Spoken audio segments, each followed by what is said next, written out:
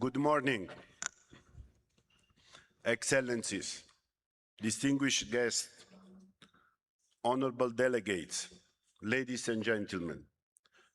It is my pleasure to welcome you all to the 4th edition of the PAM Marrakech Economic Forum. And now it is my great honor and pleasure to give the floor to His Excellency Mohammed al-Rashid, the President of the House of Councillors of the Kingdom of Morocco, President of the Association of Senate, Shura, and the Equivalent Council of Africa and the Arab. Excellencies, the floor is yours.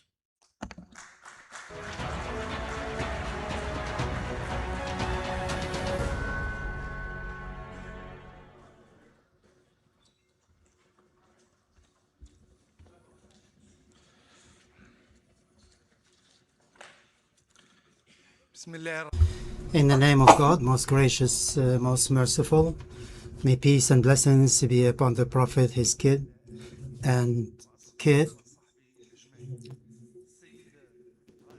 distinguished presidents of the Parliamentary Assembly for the Mediterranean, distinguished ministers, distinguished Deputy Speaker of the House of Representatives of the Kingdom of Morocco, distinguished presidents of the Moroccan Confederation of Businesses, distinguished members of the regional and continental parliamentary unions and Shura councils, distinguished representatives of the parliamentary network of the World Bank Group, distinguished members or representatives of international organizations and private sector, distinguished guests of the Kingdom of Morocco, ladies and gentlemen.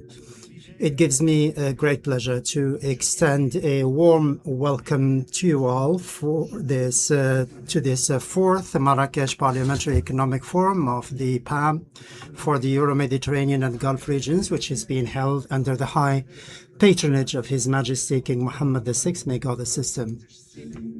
It reflects the continuous care that His Majesty has, may God assist him, has been given to the parliamentary and diplomacy action, both at the American, African, and continental levels, given that this is an area that reflects solidarity as well as stability, as well as economic integration and complementarity, the dialogue between us and the lever for the service of the shared prosperity and development of peoples. The program of this session is particularly important, and it reflects the mature pathway or course that we have had so far, given that we've been dealing with subjects that are extremely important.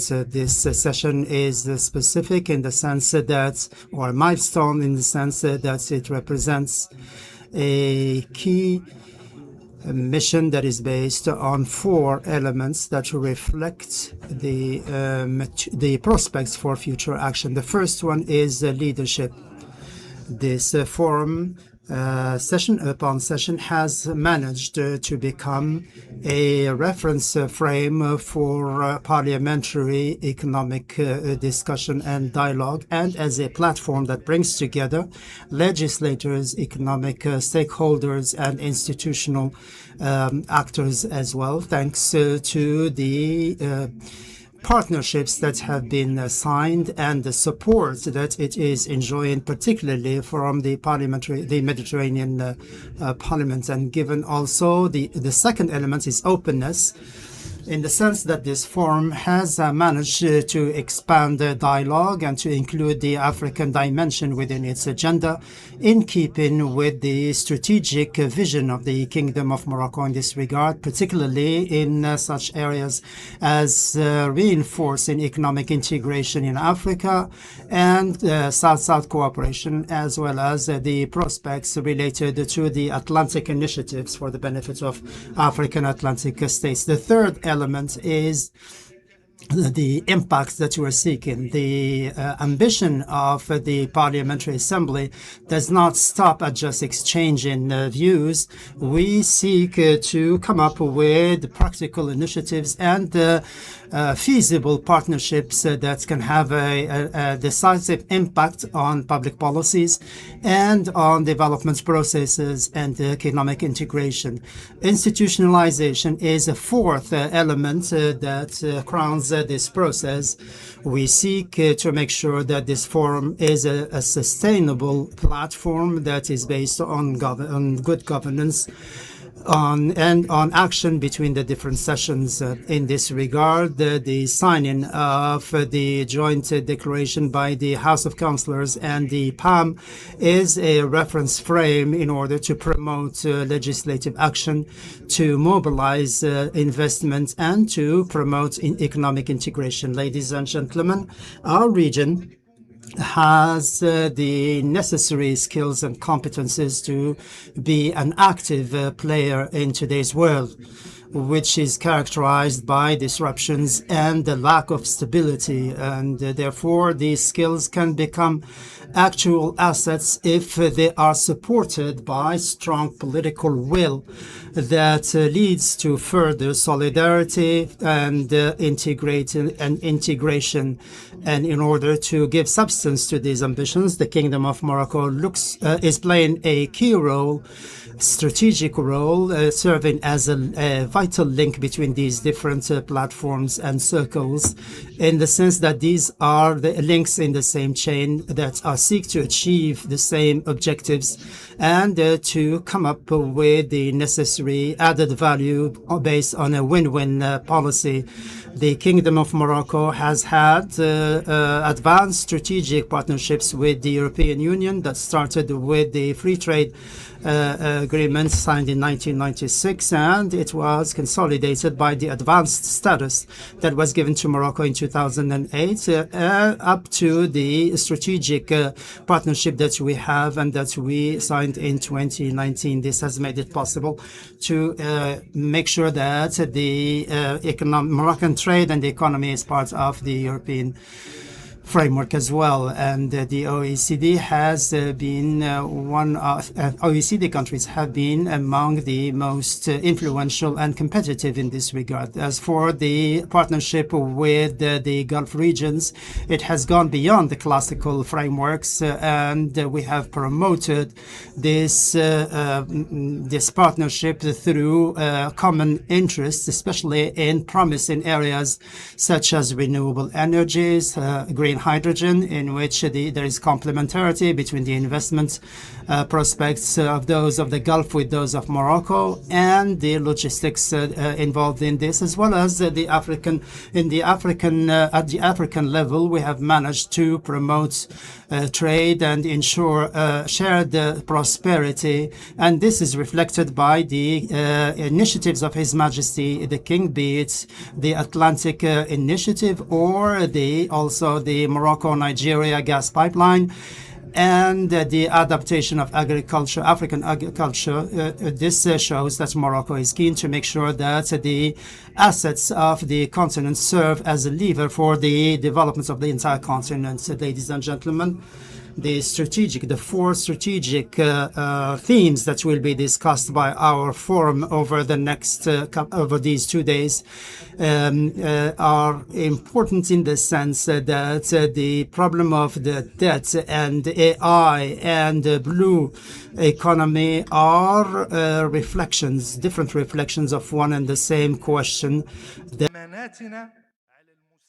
Questions our ability to come up with a system that can build on our assets in order to address challenges, make sure that we achieve sustainable development and prosperity. When we come up with legislation based on good financial governance, The Moroccan financial system is based on specific measures in order to tackle the problem of the debt. And when we sign free trade agreements, we do not just open up markets, we also seek to ensure there's transfer of technology. And we try to also strike a balance between the use of water resources and seas. We also try to, by doing that, we try to ensure that there is sustainability. And when we build on the AI and the digital revolution, we seek to make of that levers for developments rather than a source for further disparities. Therefore, in this regard, the House of Councillors of the Kingdom of Morocco is committed and engaged to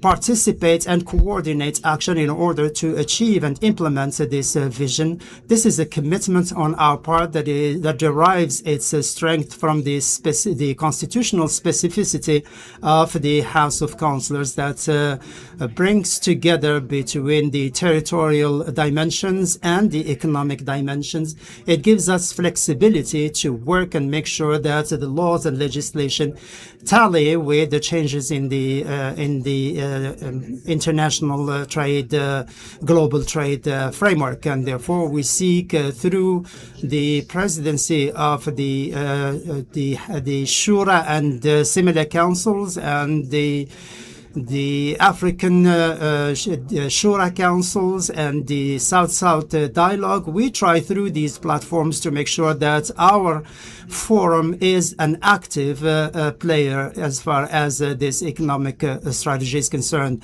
To conclude, I would like to welcome you once again to your your home away from home, and I wish every success to this fourth edition of the Marrakech Parliamentary Economic. Looking forward to practical recommendations and initiatives that live up to our ambitions to achieve prosperity and economic development and stability. Thank you very much for your kind attention.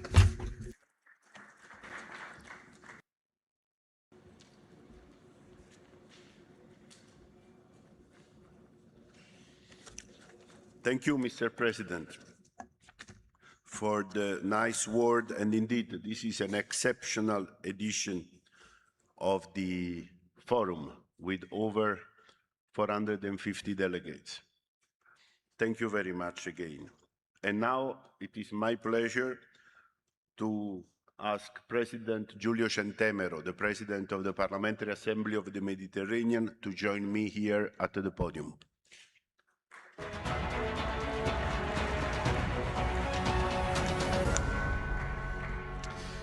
Sabah al-Khair.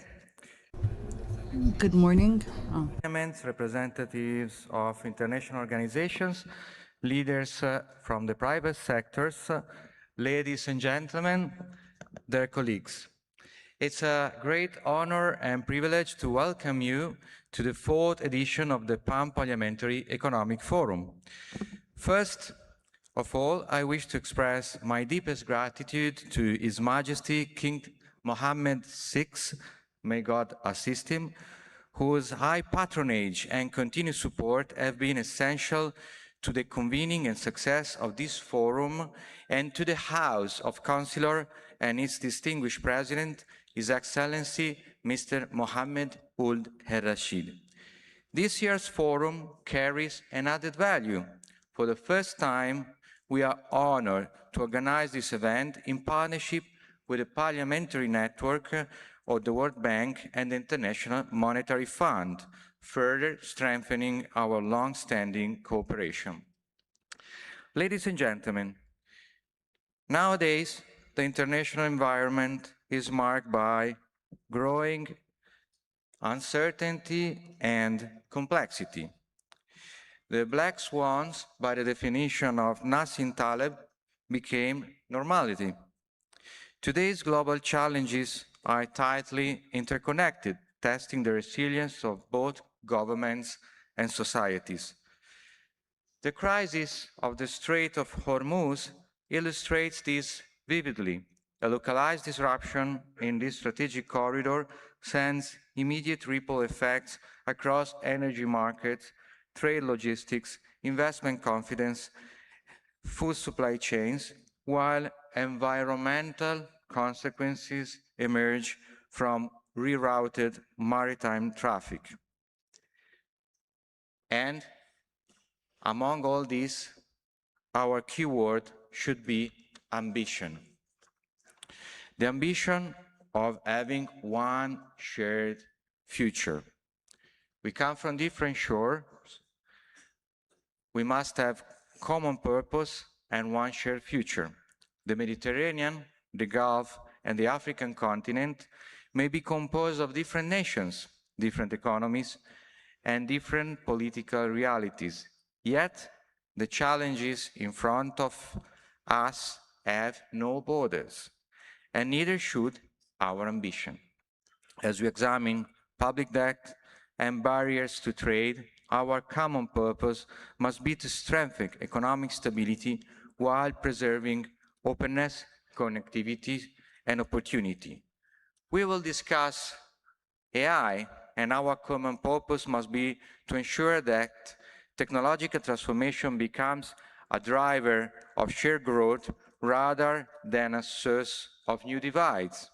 This is why PAM promotes the establishment of a Euro-Mediterranean and Gulf AI hub. We are also set to explore sustainable job creation through regional incubators and the blue economy.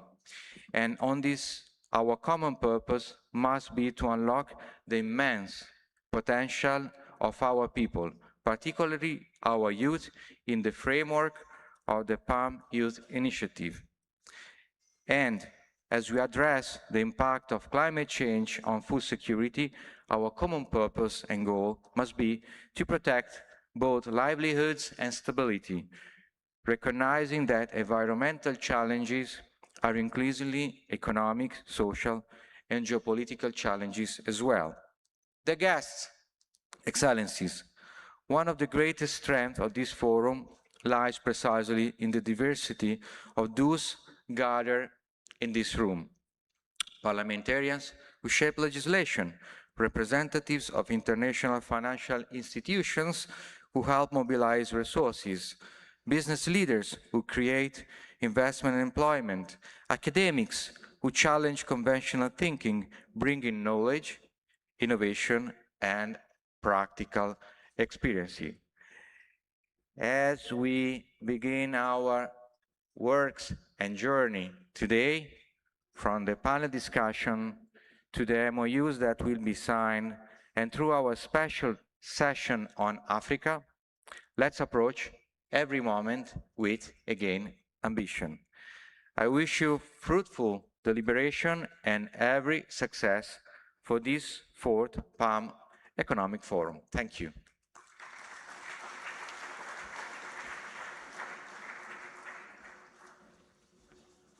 Thank you, Mr.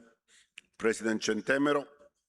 And now I have the pleasure to give the floor to His Excellency Mohammed Sabari, the first Vice President of the House of Representatives of the Kingdom of Morocco, who will deliver an address on behalf of His Excellency Rashid Al Alami, President of the House of Representatives. Please, Mr. Sabari, the floor is yours.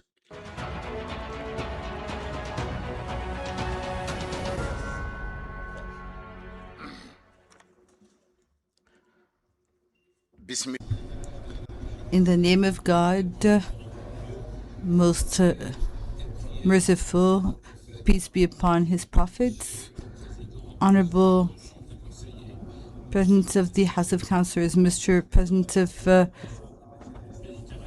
the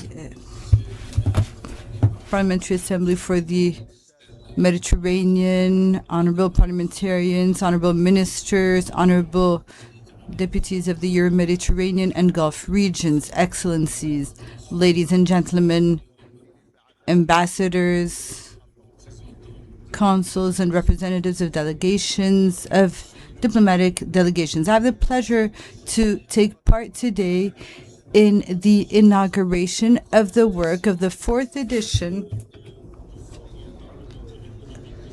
of the Parliamentary Economic Forum of Marrakech for the Euro-Mediterranean regions and the Gulf region under the high patronage of His Majesty the King Mohammed VI. May God assist him. And which is taking place in a global situation marked by technological and economic changes and by the worsening of challenges related to food security and climate change. These are challenges that impose the need to enhance our mechanisms of dialogue, of coordination, and we need to set up new forms of cooperation as well. Ladies and gentlemen, the Euro-Mediterranean region and the Gulf region, the Arab Gulf region, are facing a number of challenges that mean that we need a common vision based on enhancing economic and regional integration as a fundamental driver for the development and for the attainment of stability. This means that we need to transition towards economic complementarity that would be efficient. We also need to facilitate trade and economic and financial flows between the two shores of the Mediterranean and the Gulf countries for the good of development. Now, at the same time as we have these economic and financial challenges, the Euro-Mediterranean region and the Gulf region aspire to overcome a strategic challenge that's important, namely enhancing digital sovereignty and the adaptation and rapid transformation caused by the digital revolution. By building human capacity and technological capacity that the region has, despite the obstacles that hinder the region from entering into full force into this digital revolution. And integration into international markets. This is a major challenge. And all of this requires us to strengthen the partnership with our European partners in order to promote innovation and investment in vital areas like healthcare, education, agriculture, public administration, which are the gateways to a better service quality and a better efficiency of public services. Ladies and gentlemen, in the wake of the transformation of our modern world, South-South cooperation, according to balanced and shared procedures, would make it possible to have a more fair cooperation based on the sharing of knowledge and know-how and technological transfer, aiming for inclusive and sustainable development for the people of the region. In this framework, the African dimension is particularly important. This is a key area for cooperation and coordination, given the huge potential of the region in terms of human resources and natural resources. We cannot imagine a full and integrated vision for the Euro-Mediterranean region with the Gulf region without including the African dimension as a key partner to develop a space that's more vast and that's conducive to stability and shared prosperity. The Kingdom of Morocco, under the insightful leadership of شراكات مع البلدان الإفريقية الشقيقة وفق منطق رابح رابح. It has strengthened its partnership with our African partners based on a win-win logic. Thanks to this vision, Morocco has become a bridge for cooperation between Africa and Europe and the Gulf countries, thus facilitating trade and investments between these geostrategic entities. The enhancements of investments and cooperation with the African continent are a strategic challenge, and the impact is not limited to development within the continent. Rather, it expands to security and shared prosperity, as well as to the construction of a new global order that's more fair and with more solidarity. To conclude, the number of challenges that our Euro-Mediterranean space and the Gulf space and African space must face with their various dimensions, these show us that our future can only be built thanks to a shared political will that aims to transform the challenges into opportunities for development, innovation, and prosperity. Our capacity to cooperate and to work hand in hand are the only guarantors so that we can transform our people's ambitions into a reality that is tangible for a more promising future for our future generations. Thank you. Thank you.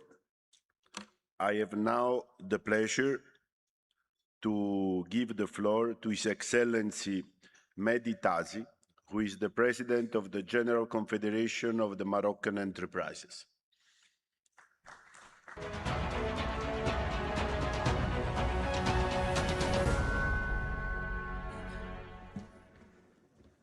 Bismillahir Rahmanir Rahim. In the name of God, most gracious, most merciful, may peace and blessings be upon the Prophet, his kith and kin, distinguished Speaker of the House of Councillors, distinguished President of the PAM, Your Excellencies, the Ministers, distinguished Speakers of Parliaments and Presidents of Councils, distinguished representatives of economic institutions and business leaders, ladies and gentlemen.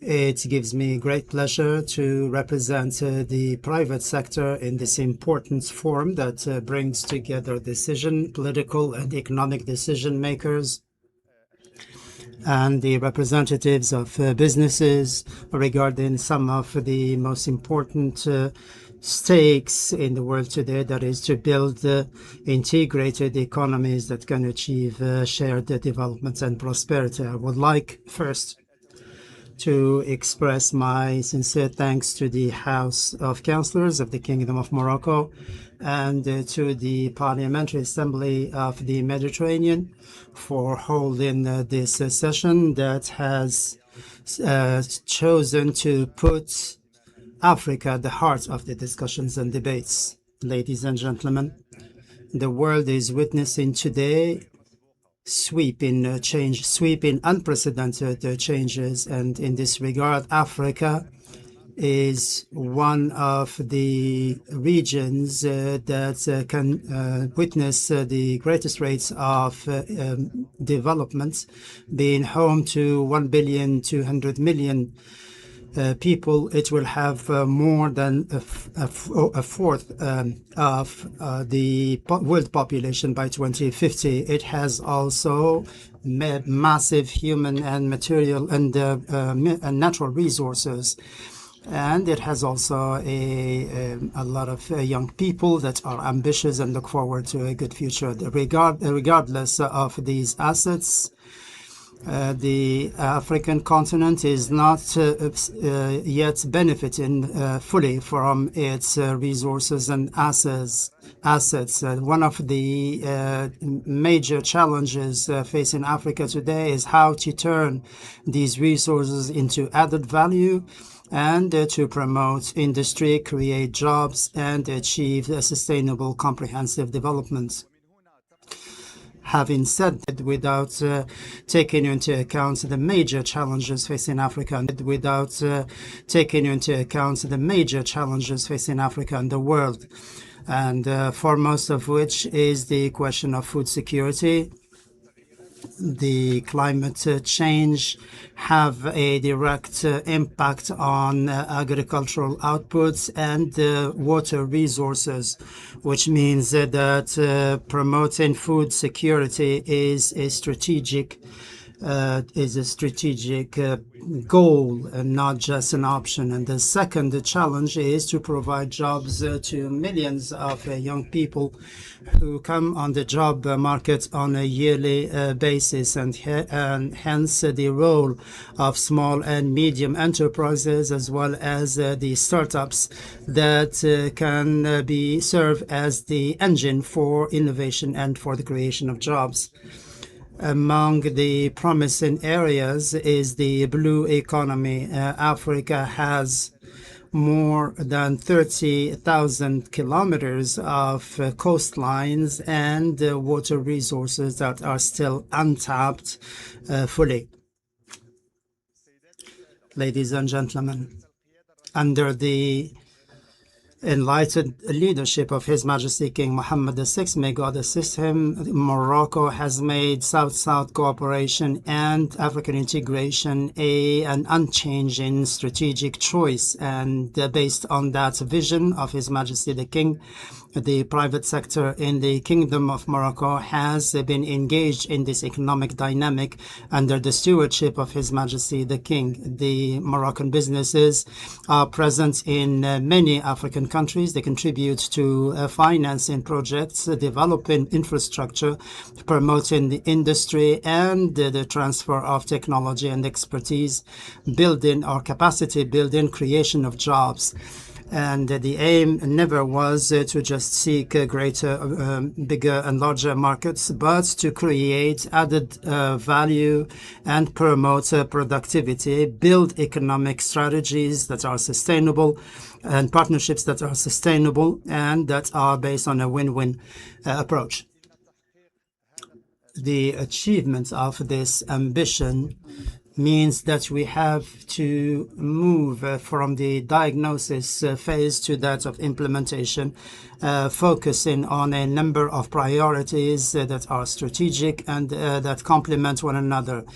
Foremost of which is to activate the continental free trade area, and the development, logistical connections and energy between the African countries is also a prerequisite for the reinvigoration of the value chains and to promote trade and services on the continent. In addition to this, we have to mobilize funds for the small and medium enterprises as well as startups, because they are the main engine for the promotion of economic activity and the creation of jobs. We also have to invest in human capital, in technological skills, and in AI, which are key to developing an African economy and trade that is more competitive. Ladies and gentlemen, Africa has today a historic opportunity to become one of the major hubs for the developments on the global stage. Therefore, when to achieve that, we have to make sure that the private sector is at the heart of economic policies, because it is the partner that can turn this vision into investments and investments into growth. The Moroccan Confederation of Businesses will continue to be fully engaged in order to promote investment, economic cooperation, and building an environment that is more competitive than ever. Thank you very much for your kind attention.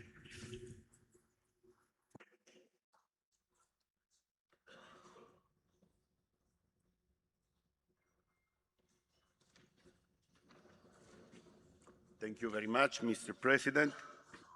I have now the pleasure to call to the floor Her Excellency Senator Souhair Al-Ali. She's the Vice President of the Parliamentary Assembly of the Mediterranean.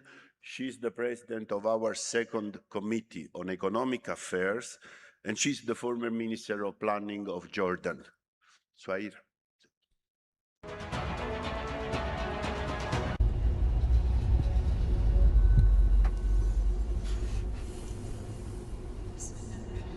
In the name of God, most gracious, most merciful, Your Excellencies, dear colleagues, ladies and gentlemen,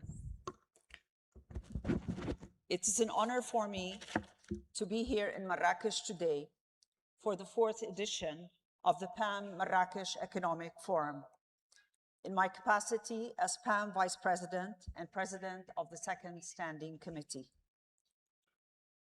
Allow me to start by expressing my sincere gratitude to His Majesty King Mohammed VI for his high patronage granted to this forum, and to the House of Councillors of the Kingdom of Morocco for its generous hospitality and continued commitment to this forum.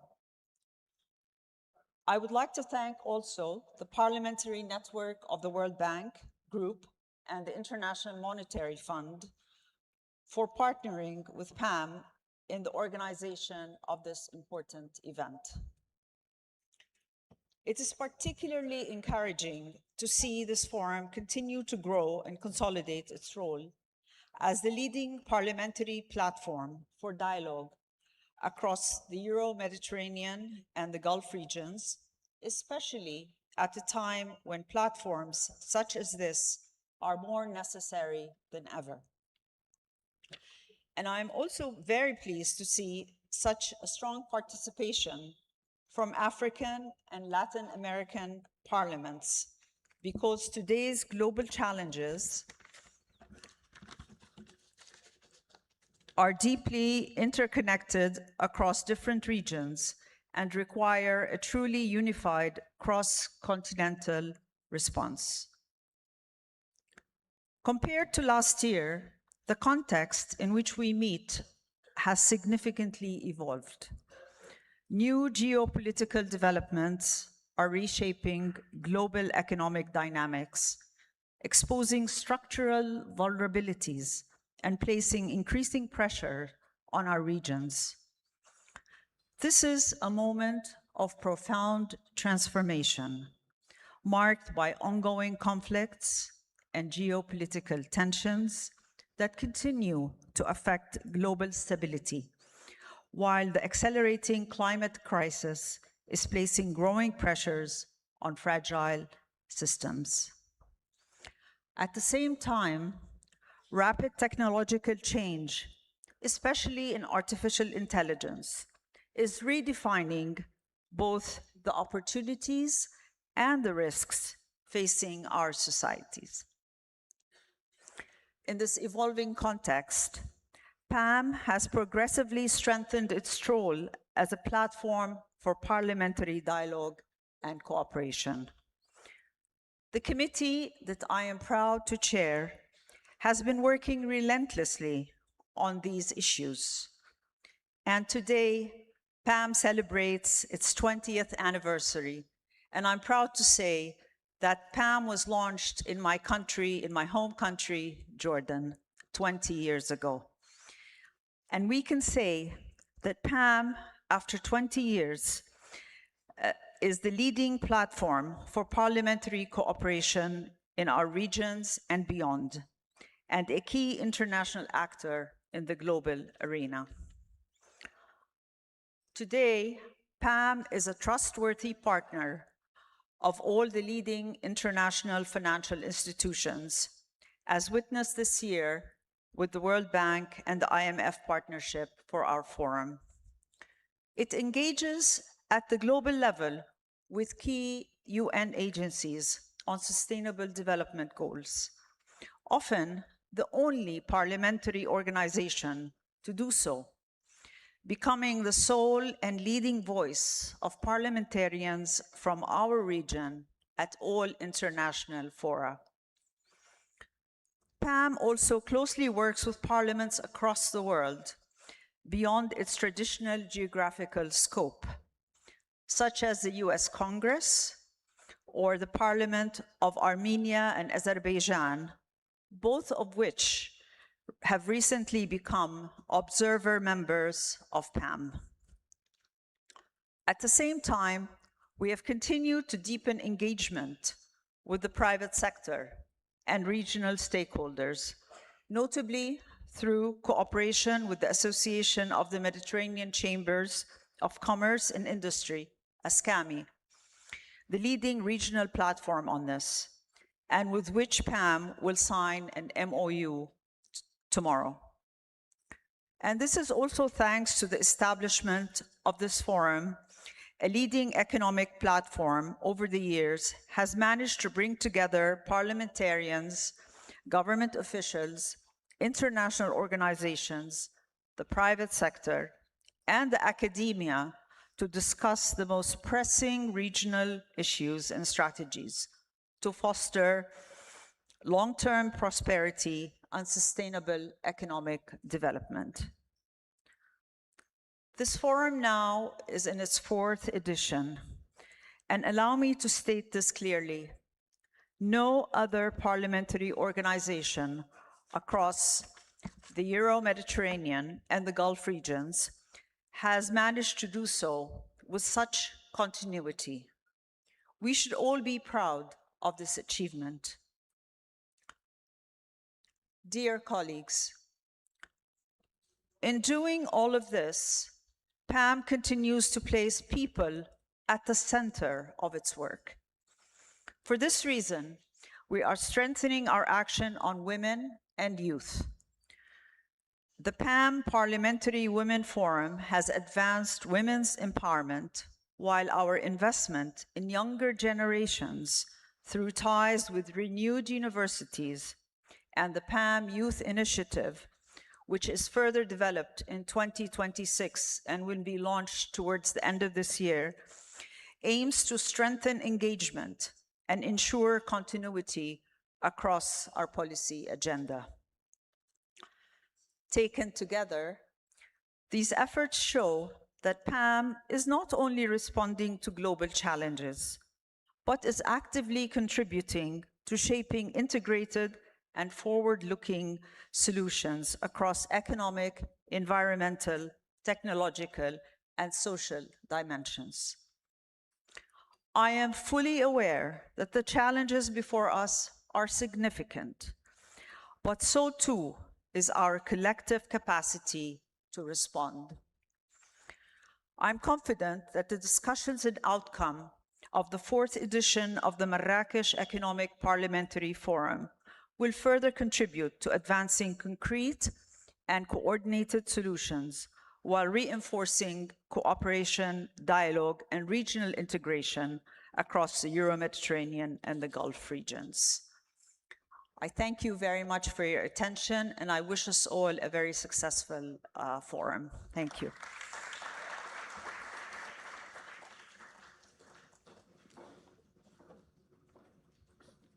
Thank you very much, Senator Alali. And now we will have the pleasure to listen to an address by His Excellency Sven Clement, Member of the Parliament of Luxembourg, who is the chair of the Parliamentary Network of the World Bank and IMF, our important partner in today's event.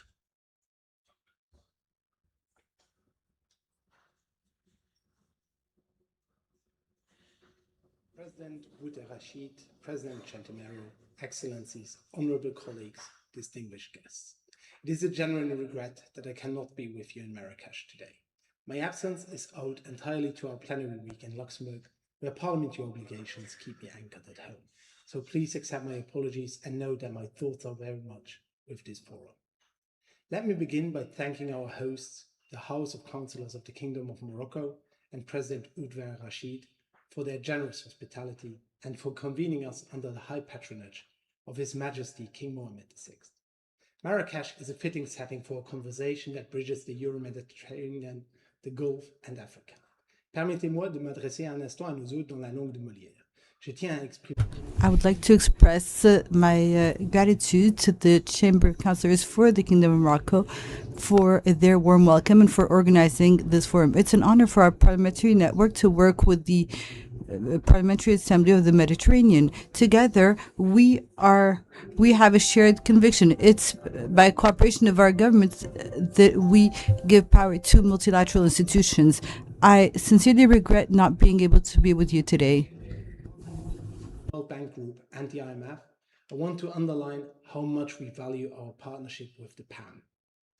The challenges on your agenda today, public debt, investment in artificial intelligence, the blue economy, food security, and the promise of AFCFTA are precisely the issues where parliamentarians must hold institutions accountable and turn dialogue into delivery. None of this works in isolation. Our cooperation with PAM and with the wider family of regional parliamentary networks gathered here today is what gives our collective voice real weight. We are stronger when we coordinate, share scrutiny, and speak as one to the multilateral institutions that shape our citizens' prospects. In that spirit, let me extend a warm invitation. This October, the network will convene its Global Parliamentary Forum in Bangkok on the margins of the World Bank and IMF annual meetings. I would be delighted to welcome PAM and our partner networks there, to carry this dialogue forward and bring our shared priorities directly to the bank and the fund. Please consider this an open door. I wish you 2 days of productive and ambitious debate. The network stands ready to carry your conclusions forward into our own engagements. Thank you, and my warmest regards to all of you gathered in Marrakech. Thanks to Honorable Clement for his important statement. And now I have the pleasure to call here to the podium His Excellency Ahmed bin Salam Al Musalam, the President of the Council of Representatives of the Kingdom of Bahrain.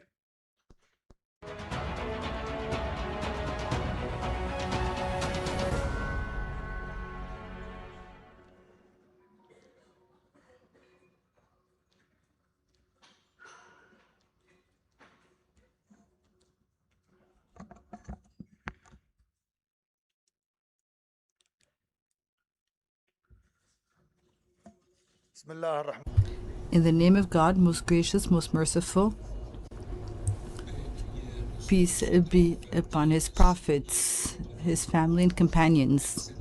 Excellencies, Mr. Mohammed Rashid, President of the Council of the Chamber of Councillors of the Kingdom of Morocco, Mr. Rashid Talbi Alami, President of the House of Representatives of the Kingdom of Morocco, Mr. Giulio De Metro, President of the Parliamentary Assembly for the Euro-Mediterranean, ladies and gentlemen, Presidents of Councils and Parliaments, ladies and gentlemen, dear audience, Assalamu alaikum wa rahmatullahi wa barakatuh. I'm here with you today on the occasion of this fourth forum of the Parliamentary Economic Forum of Marrakech. And I would like to express my gratitude to Mr. Rashid for his kind invitation and for the warm welcome that was extended to us. Mr. President, ladies and gentlemen, without a doubt, economics and politics have a strong and deep interaction with one another and allow the countries to trace their future and national strategy. In the context of this important forum, We are here to discuss the prospects and the major challenges that we are facing. We would like to highlight the importance of regional cooperation in a Euro-Mediterranean framework, including the Gulf countries in Africa, in view of enhancing regional and economic integration between our countries. The stability of the Strait of Hormuz and the economic stability around the world are a prerequisite for a greater stability in this tormented world. Bahrain is fully aware that maritime security and security of maritime navigation are key for stability of global trade. His Majesty Al Khalifa, may God assist him, and his brother, the King Mohammed VI, with the support of Mr. Salman Al Khalifa, President of the Council of Ministers, and their close collaboration, aim to build an effective, tangible partnership in this sense. The Kingdom of Bahrain is striving to strengthen its ties of cooperation with European countries and with countries from the Mediterranean basin for the service of the shared interests. Parliaments are a key platform for dialogue, for bridging and bringing the positions closer, and for common action to rise up to the challenges that our people and our countries are facing. Security matters and geographic matters bring about all of the importance of this cooperation that makes it possible to translate these aspirations into policies and tangible action plans. Ladies and gentlemen, Mr. President, the deepening of economic cooperation between our countries is an absolute necessity if we wish to overcome these challenges and offer our people development opportunities and opportunities for prosperity. The security of maritime corridors, electrification, investment in infrastructure, all of these are key investments for sovereignty and security of the different nations. And here I would like to mention stability of trade in the Strait of Hormuz. The Mediterranean Sea is a key artery for the global economy. More than 30% of international trade goes through the Mediterranean. The Arab Gulf is also key. There's more than 20% of the global traffic of oil and gas that goes through there. Iran is hampering trade in the region, and it's a flagrant violation of international law. All of this is compelling us to review the flows and traffic of oil and gas around the world. And the attempts to destabilize the Arab Gulf. These are not only regional issues, these are international issues because they have an impact on insurance costs and stability of trade in Africa and around the world. I would like to call on the Parliamentary Assembly to adopt a declaration, an open declaration to invite Iran to cease its international actions, in particular in the Strait of Hormuz, because whoever threatens the stability of the Strait of Hormuz today will threaten the stability of international trade and global trade everywhere around the world. The signing of a memorandum of understanding between the United States and Iran for a ceasefire is an important step towards strengthened mutual trust and towards sustainable, lasting peace in the Middle East and around the world. We would like to reiterate the position of the Kingdom of Bahrain, calling for Iran to respect its international commitments and to comply with the resolutions of the UN Security Council, as well as the resolution of human rights, in order to guarantee security of maritime navigation in the Straits of Hormuz and the dismantling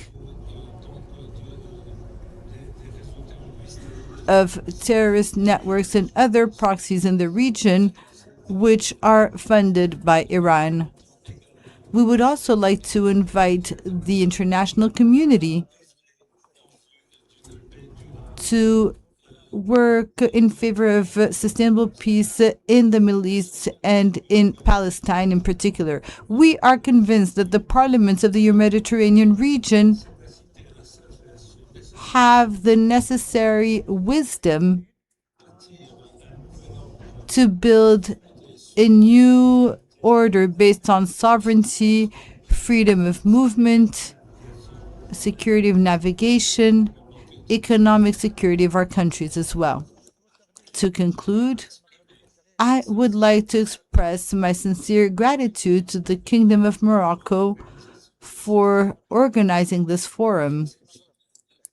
This is an outstanding forum, and I would like to thank the Kingdom of Morocco for their attachment to dialogue between Europe, Africa, and the Middle East. Thank you for your attention.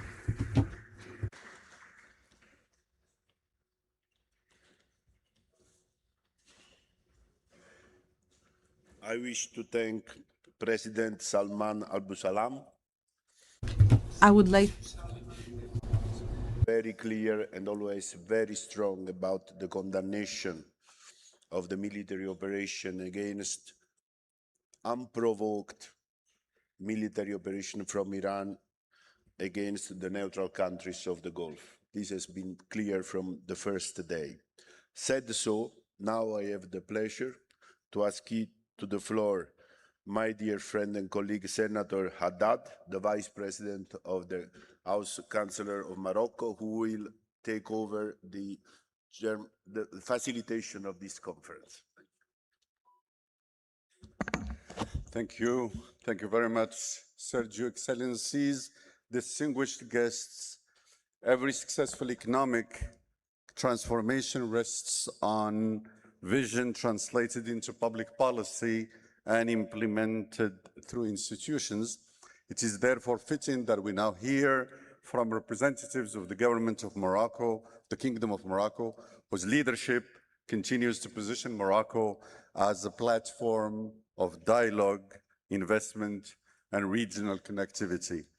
إذن يطيب لنا أن نستمع الآن لممثل الحكومة. Now give the floor to the representatives of the Kingdom of Morocco. I now give the floor to Mr. Nizar Baraka, Minister of Equipment and Water. Sir, you have the floor.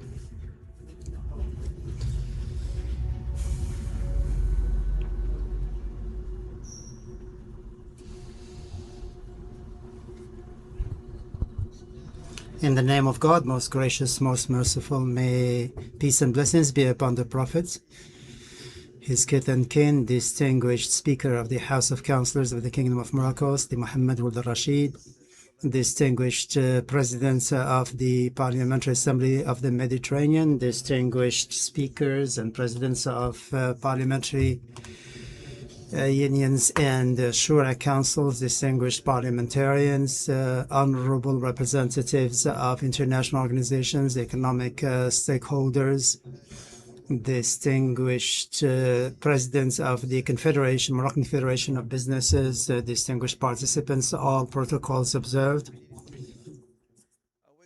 I would like, at the start of my remarks, to express my sincere thanks to the Parliamentary Assembly of the Mediterranean and the House of Councillors of the Kingdom of Morocco, and to the Parliamentary Network of the World Bank Group and the IMF for holding this edition, which is convening under the high patronage of His Majesty King Mohammed VI. May God assist him.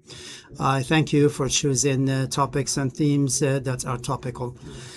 We are meeting today, and the world is facing interconnected crises. Political and economic crisis have an impact on other aspects, and the water stress has also impacts on other sectors.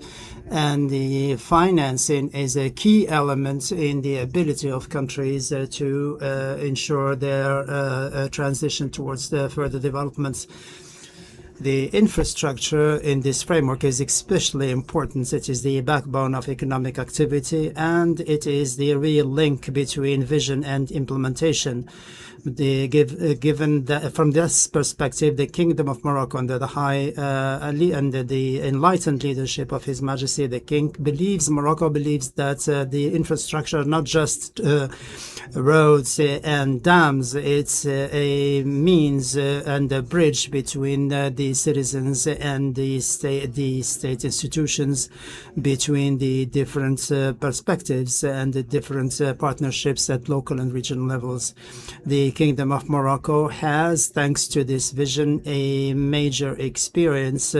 Morocco has a road network that stretches over 7,000 kilometers, and there are 102,000 kilometers of highways and 2,300 freeways, including the Tiznit and Dakhla section that makes it possible to reach the southern part of our country.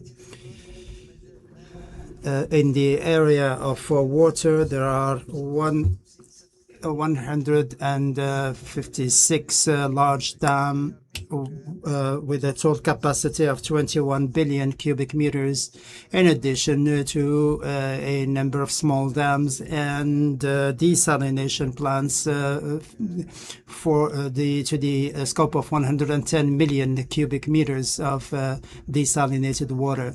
This is a key element to ensure access to water and also to promote agriculture and the country's effectiveness as far as tackling the climate change impacts.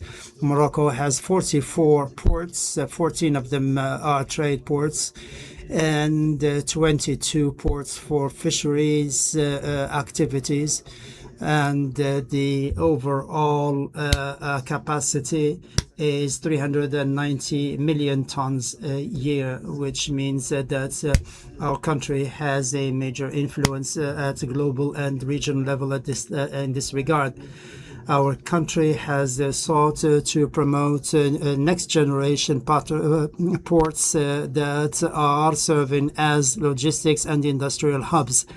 The Tangier Med port is the first Mediterranean port in the Mediterranean region in Africa. It makes it possible to establish links between the different components and speed to reach the international ports.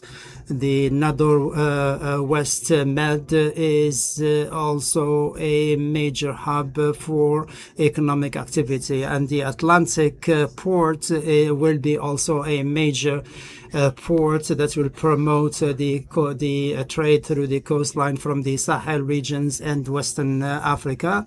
That is in keeping with the the royal initiative to enable the Sahel countries to have access to the Atlantic and also to develop the Atlantic Ocean as a pillar for development. Ladies and gentlemen, From another perspective, we should mention what has been achieved in terms of single windows in all of the Moroccan ports to facilitate the procedures and increase competitiveness from the logistical standard, reducing the administrative time and ensure that there is a smooth flow as far as the supply chains are concerned. The blue economy is also a lever for development and employment, especially in the Mediterranean and Atlantic and Gulf regions. And given this, the government seeks to ensure that the ports are sustainable, making sure that there is decarbonation at this level and promoting green energy in order to protect our marine resources and ensure our integration and sustainability is a key element in order to achieve successful access to the international markets. Ladies and gentlemen, I would like to recall that the role of parliamentarians is especially important in this regard. The parliaments come up with the legislative frameworks for the promotion of investment, transparency, sustainable development, and the protection of natural resources. It opens the way to a new generation of cross-border partnerships. We therefore look forward to the recommendations of this forum in order to build a Euro-African and Mediterranean and Gulf framework that can be more open to innovation and that is more committed to sustainability and that is aware of the fact that the future of our peoples is not built on narrow-minded competitive considerations, but by cooperation and solidarity between us. Thank you very much.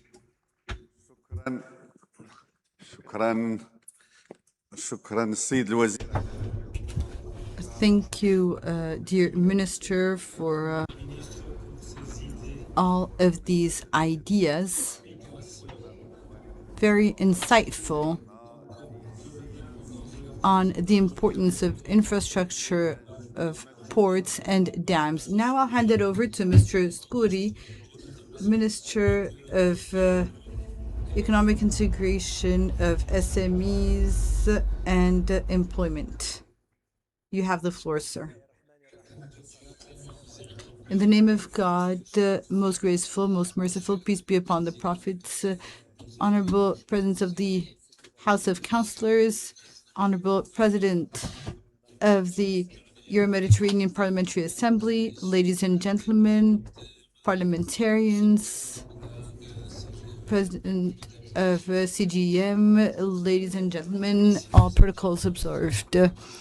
If we were in a meeting of public experts, we would have talked about plans and programs and vision and the way we evaluate policies as being specific steps in achieving what we are aspiring to do today. However, today we're fortunate to have or to meet in a different forum that stands out by the presence of representatives from the people, representatives of the people. What our world is experiencing today is probably calling us to, in addition to ideas and theses that economists or business people or managers in charge of implementing public policies. So in addition to that, we probably need more of the population that lives day to day and sees the impact of these policies every day, namely the citizens. Cross-border continental projects must first and foremost stem from the desire or wills of the people, harmonious will of the people. And we have the responsibility to look at future prospects and to link them to the challenges that citizens are facing and experiencing. In this respect, we need to recall, as this has been said by my predecessors, that the themes that were chosen for this forum are highly topical themes, and they are extremely important. They have to do with economic integration and debates on topics like debt and what this debt represents symbolically and as a burden for future generations. The theme that you have chosen, which is related to the digital economy, artificial intelligence, and what they represent in terms of challenges, and I would say even threats to traditional functions and to traditional management methods. According to the latest statistics,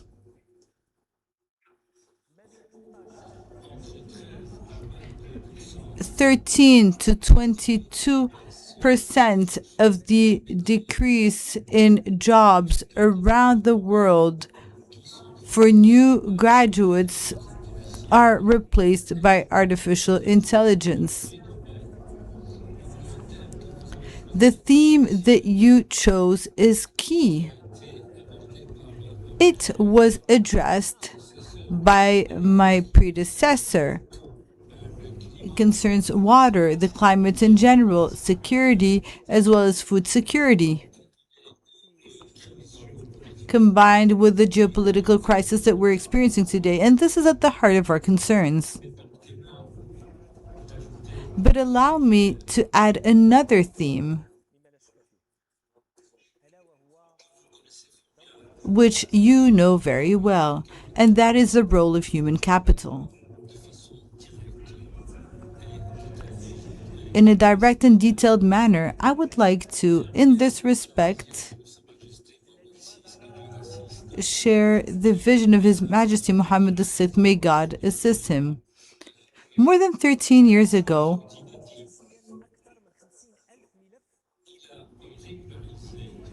he regularized more than 50,000 cases from our sub-Saharan brothers living in Morocco. This regularization means that any economic integration cannot take place without the need to attach special importance to human factors. We cannot convince our people, whatever our plans or ambitions, economic ambitions that bring us together, we cannot convince them of the sincerity of our vision without taking into account their human rights, their fundamental rights. This regularization of more than 50,000 Africans living in Morocco, Morocco has become a host country after being a country of transit. It has given economic projects their full meaning. And so it is necessary, ladies and gentlemen, that in our various discussions and workshops, we need to take this dimension into account. There's training and capacity building in all areas so that the countries can diversify their supply chain and their production. I'm saying this as a representative of Morocco, a country neighboring Europe, but that is also in the Mediterranean basin and that has access to the Atlantic coastline. diversification and building skills, vocational training, and we have more than 10 training centers, international ones, with partnerships. We have partnerships with the Hashemite Kingdom of Jordan. Capacity building and vocational training should be at the heart of our strategy. This human dimension, ladies and gentlemen, can only become a reality if we adopt strong economic projects. The parliamentarians are called to show courage, to move forward, and to transform the reality of our societies through the three functions of parliament: legislation, which consists in making laws; supervision or oversight, so that parliamentarians are given immunity; and the evaluation of public policies, without which there can be no efficiency, whether it's in terms of investments, employment, or infrastructure. And thank you for your attention.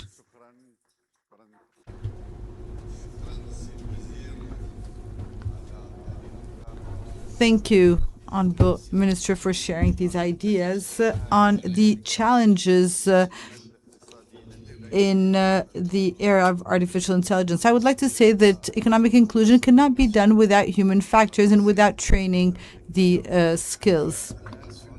You talked about migration, smart migration. Now we'll give the floor to Mr. Abdsamad Khayyouh, Minister of Transport and Logistics. Honorable Minister, over to you.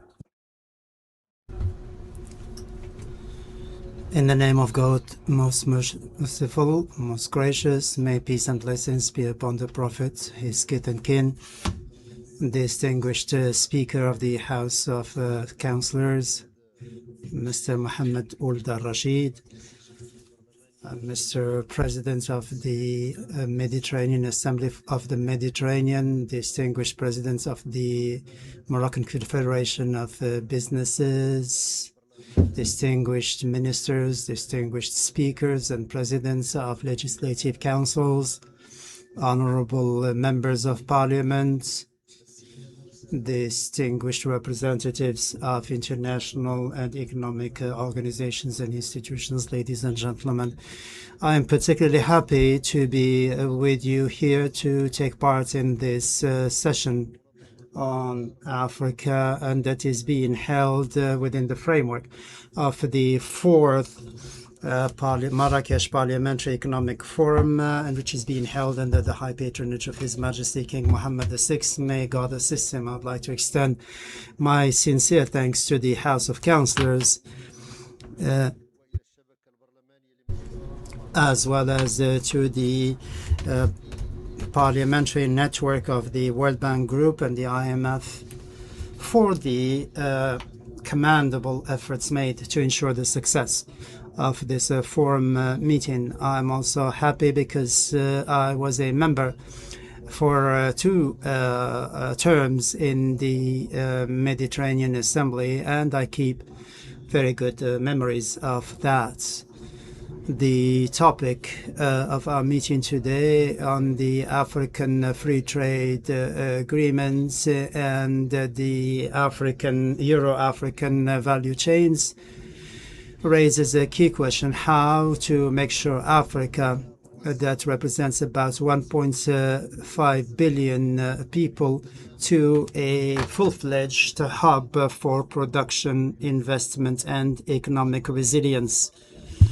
The answer, in my perspective, goes through or hinges on the transport and logistics network, which is the backbone of any real integration process. Free trade is possible only if there is actual connectivity, and this is done through multimodal transport systems that can bring different parts together and reduce the transport costs and enable African businesses to integrate and be part of regional and global value chains. And this is exactly what the Kingdom of Morocco is using under the enlightened vision and leadership of His Majesty King Mohammed VI. May God assist him. His Majesty has made South-South cooperation a strategic policy choice for the Kingdom of Morocco and a key element for a win-win partnership and for the common interests sought by our countries. Allow me to pause at three major projects that are undertaken by the Kingdom of Morocco. Each one of them reflects a strategic dimension at African level.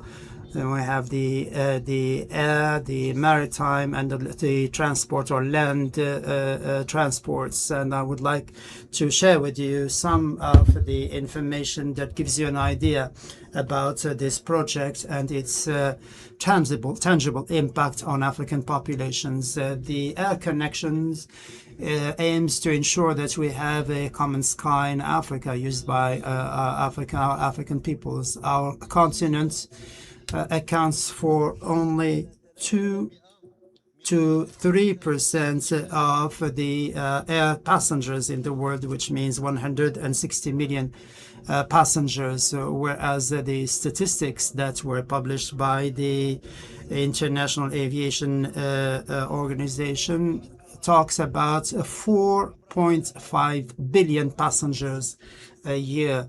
And this figure by 2050 will stand at about 12 billion passengers. And therefore, we have to ask the question, how many airports, how many planes do we need to achieve this figure that seems to be far away, that is 2050, but it is only 23 years away.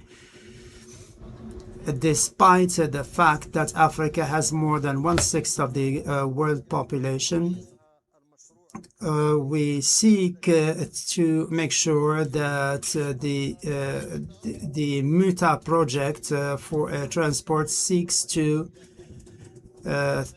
we have about 83 countries that are member states, African member states that represent 80% of the air connection activity. The liberation of skies will make it possible to have 1.5 to 4 billion dollars a year to the GDP and to create 600,000 to 800,000 direct jobs. The Kingdom of Morocco has joined this initiative in 2019 because it is convinced that the benefits that it has reaped from the liberation of skies or the opening of skies, the Open Sky Initiative with the Open Sky Initiative with the EU can be replicated at the African level.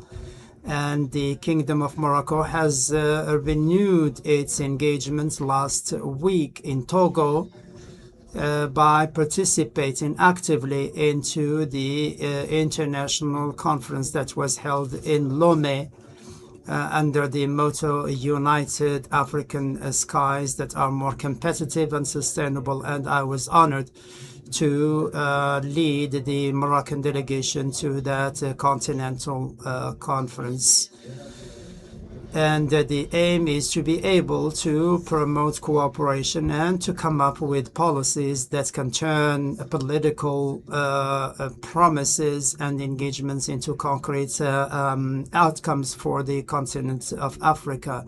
The Royal Air Maroc, the Moroccan carrier, thanks to the instructions of His Majesty the King, has more than 70 planes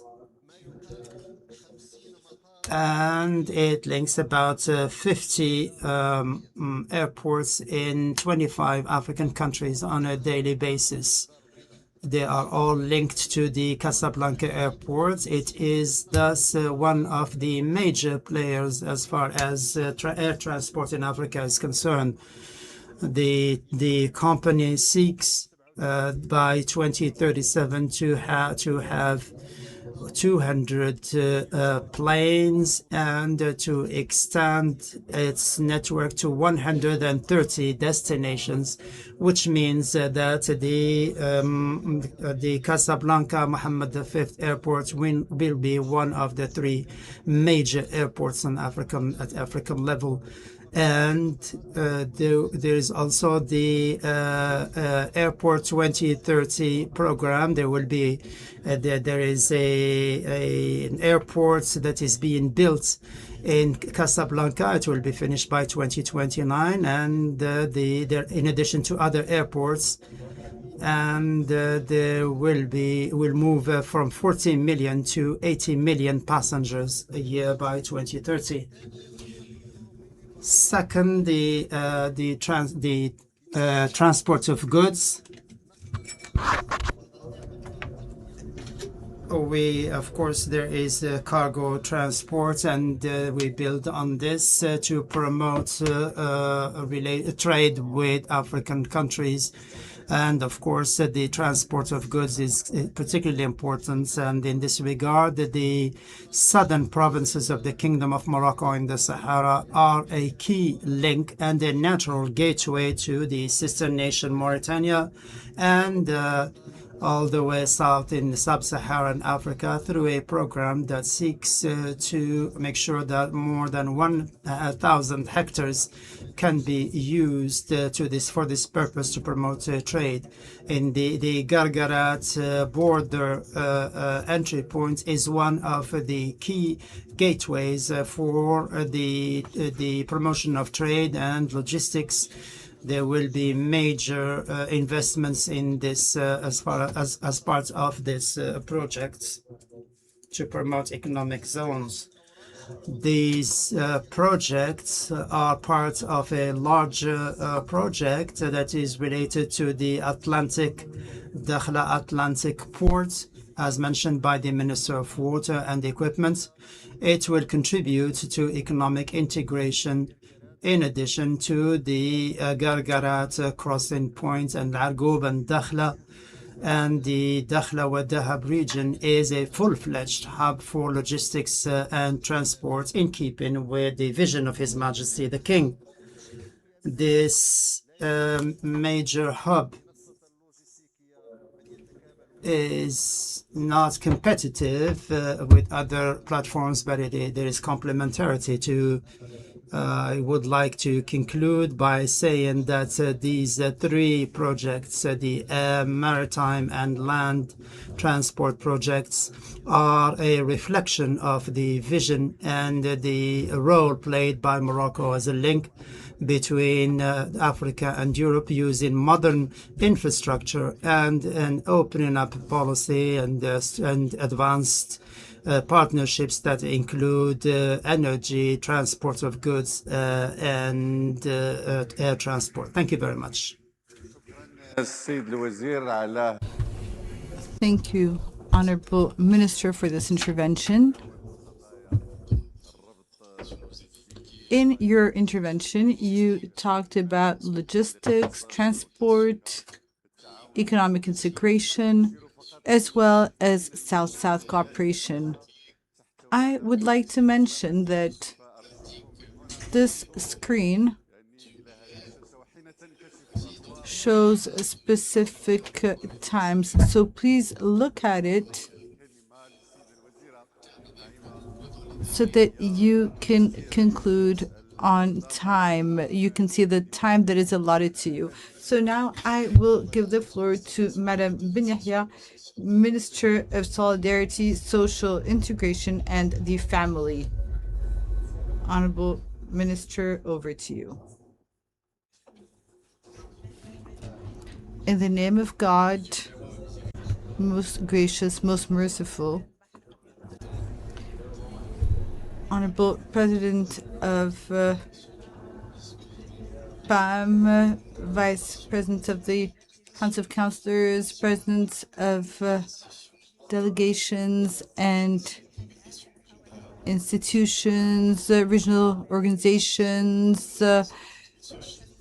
President of CGEM, dear guests. It's an honor to express my gratitude to the President of the House of Councillors for his generous invitation. I'm very happy to take part in this 4th edition of the PAM Forum for the Mediterranean region and the Gulf region under the high patronage of His Majesty the King Mohammed VI. May God assist him.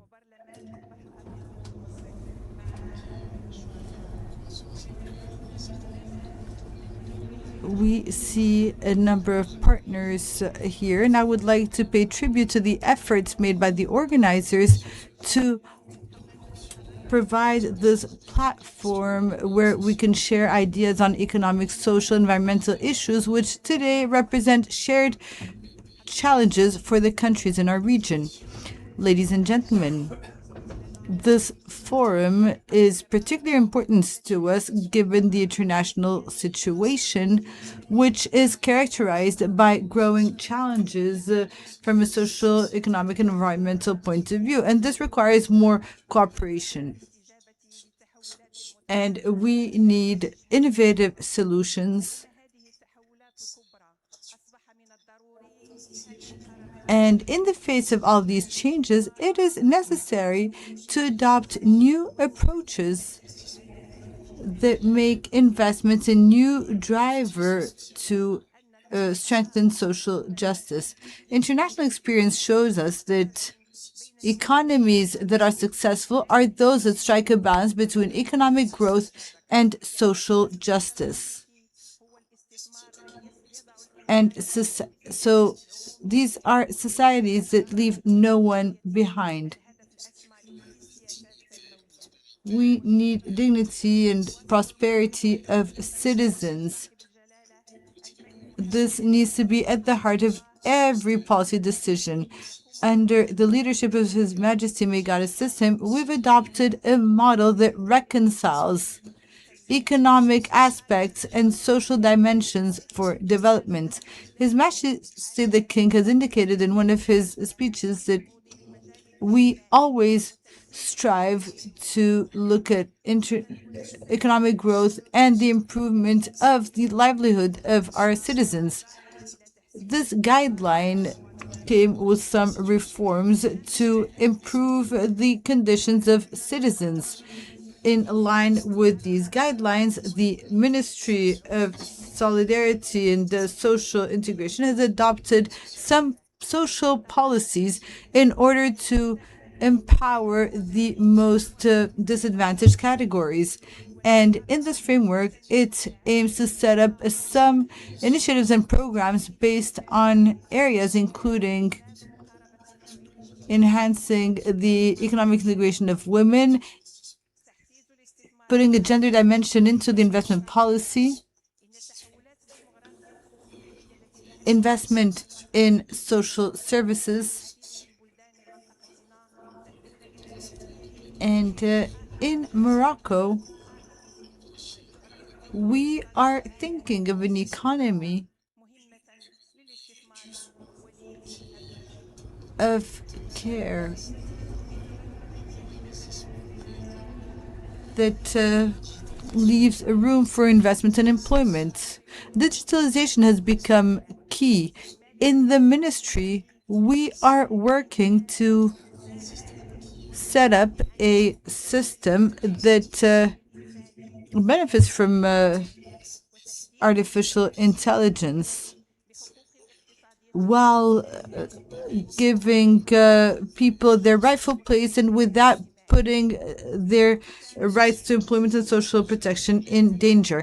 In conclusion, I would like to reiterate my gratitude to the organizers of this event, and I firmly believe that the works of this session will be an opportunity to enhance parliamentary dialogue and to exchange best practices to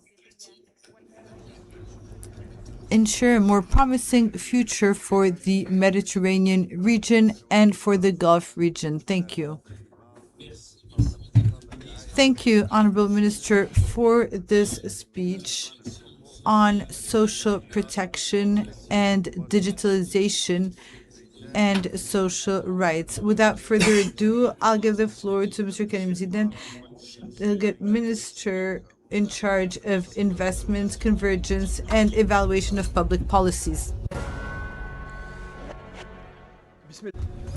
In the name of God, most gracious, most merciful, distinguished Speaker of the House of Councillors, distinguished Presidents of the Parliamentary Assembly of the Mediterranean, distinguished Ministers, Honorable Speakers of Parliaments, distinguished Presidents of the Moroccan Confederation of Businesses, distinguished representatives of the Parliamentary Network of the World Bank Group and the IMF. Ladies and gentlemen, it gives me great pleasure to be here with you to take part in this fourth Marrakech Parliamentary Economic Forum for the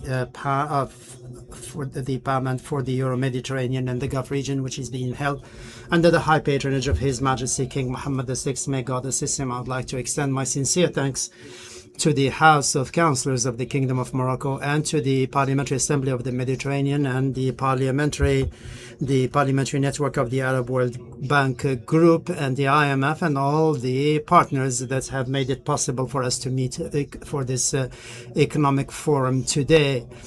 This forum is now building on extensive experience and it is a key platform for the exchange of views in the Euro-Mediterranean and Gulf regions. It is also a framework for the ways and means in which we can address the climate, logistics, and economic challenges, as well as the geopolitical, making sure we turn them into opportunities for investments and production and economic integration in Africa. In particular, this meeting is being held at a delicate time, which is characterized by major changes, sweeping changes. The global value chains are being restructured. There are also geopolitical pressures and conflicts that are looming large on global trade, on energy. And this creates more pressures on a number of economies at a time when the climate change is a fact on the ground that is felt on a daily basis and that affects the socioeconomic conditions of the populations.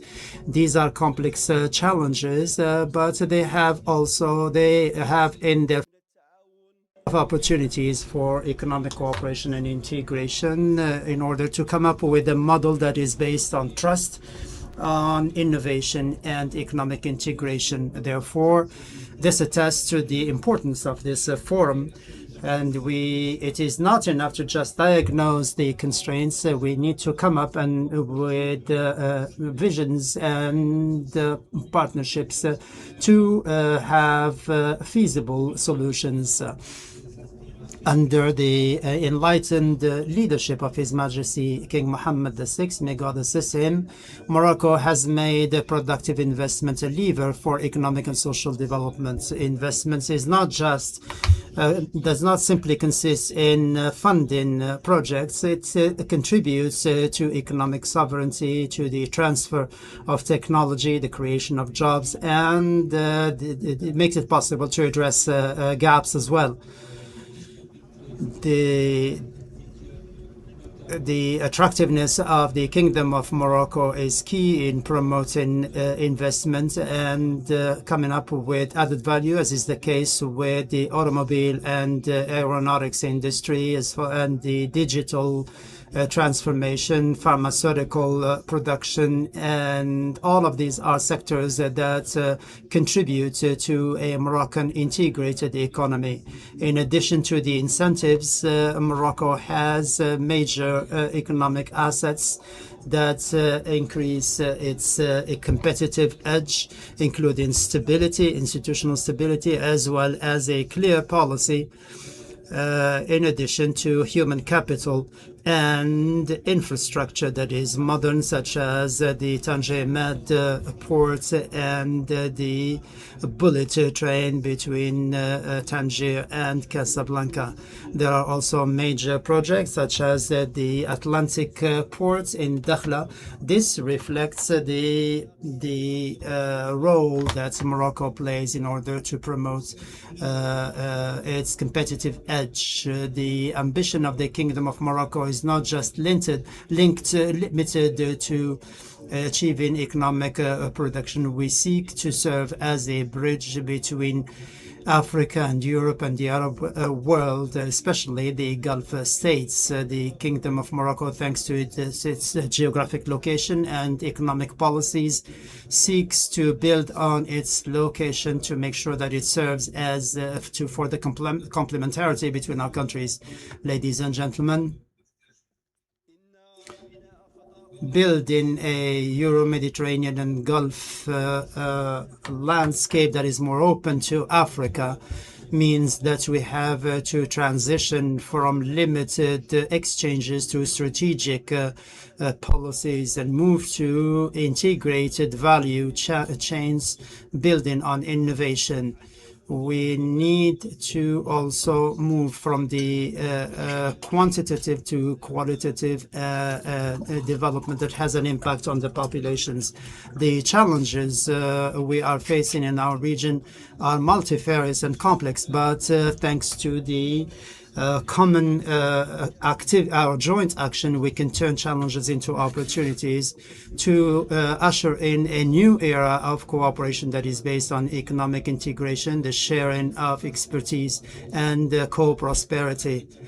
To conclude, I wish this fourth edition of the Marrakech Economic Forum full success, and I hope that your discussion and debate would lead to feasible, concrete recommendations that contribute to building a Euro-Mediterranean and Gulf area that is more solidarity-based and more prosperous. Thank you.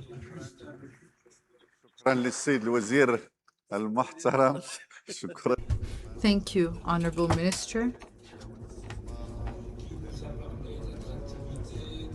We talked about attractiveness, investment, and the role of Morocco as a gateway between Africa, Europe, and the countries from the Middle East. And now I would like to give the floor to Mr. Omar Hajira, Secretary of State with the Ministry of Industry and Trade in charge of foreign trade.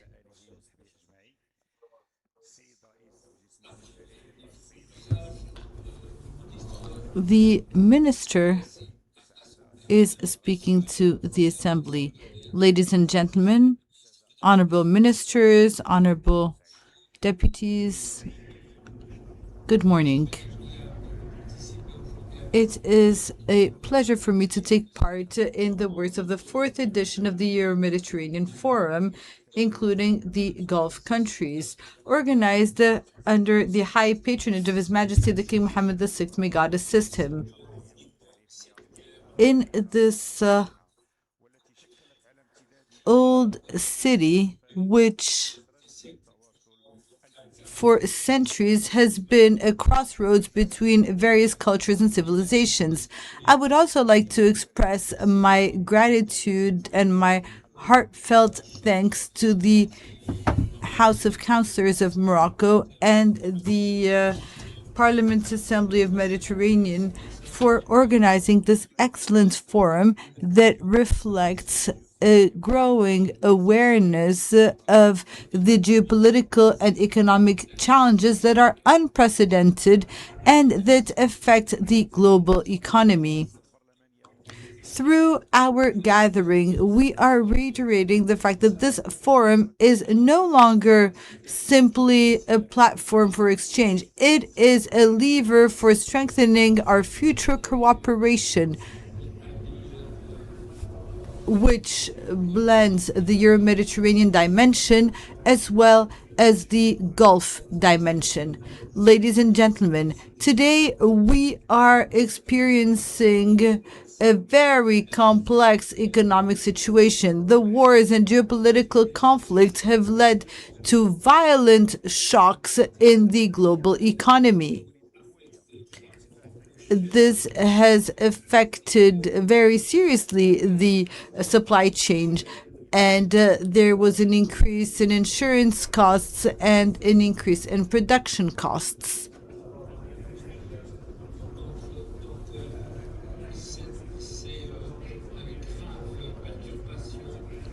These serious disruptions of the global economy have led to a record rise in prices, in particular the price of oil. These have also impacted international trade, as the maritime corridors and other international flows have changed course.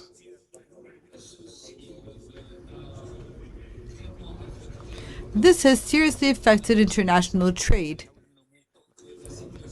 And so ever since, the situation is much more serious than the one we had experienced during COVID-19 crisis. Economic and commercial cooperation between our regions seems, therefore, to be an absolute necessity in light of the global context that we are experiencing today. Intra-Arab trade continues to lag, and we must step up our efforts to strengthen it.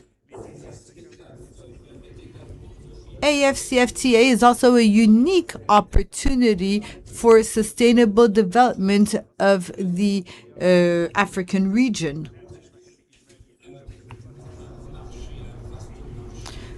This is a vast market that has a significant weight internationally. Ladies and gentlemen, the royal guidelines in Morocco have made it possible to set up an inclusive plan. Under the enlightened leadership of His Majesty, Morocco has become an industrial hub and a bridge between Europe, Africa, and the Gulf countries. Morocco has become the leading industrialized country in Africa and the Arab world, with an industry whose competitiveness is very high, with more than 1 million cars produced each year. Morocco today is the leading exporter of green vehicles to the European Union. Morocco is also a home to about 40 international companies. Any plane that flies today has a component produced in Morocco. Morocco has several strategic ports, major strategic ports, that allow Morocco to be a portal to Africa and to the rest of the world. Morocco has become an example, a role model in terms of renewable energy, with more than 52% of its energy mix from renewable sources. Morocco has signed more than 10 memorandums of understanding with a large number of partners. The European Union is a preferred partner to Morocco, with a 7.6% increase in trade every year. I should also mention the quality of relations of cooperation between Morocco and the Gulf countries, and the avant-garde initiatives launched by the King of Morocco that aim to facilitate access of sub-Saharan countries to the Atlantic.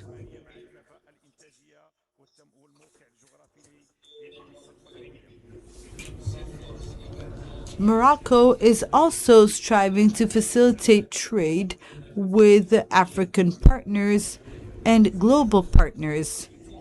And I am convinced that your active participation to the work of this forum will lead to bold decisions and promising decisions for the future of the region. Thank you. Thank you, Honorable Minister. And now the Secretary of State will be with us tomorrow for a dedicated session for Africa, where we will address the free trade, the AFCFTA. So now, please watch a short video on this event. Profound transformation. Economic balances are shifting. Trade dynamics are being reshaped. Geopolitical landscapes are evolving. Climate challenges are intensifying. One reality stands clear. These transformations call for coordinated responses centered around a critical question. How can we turn change into sustainable opportunities?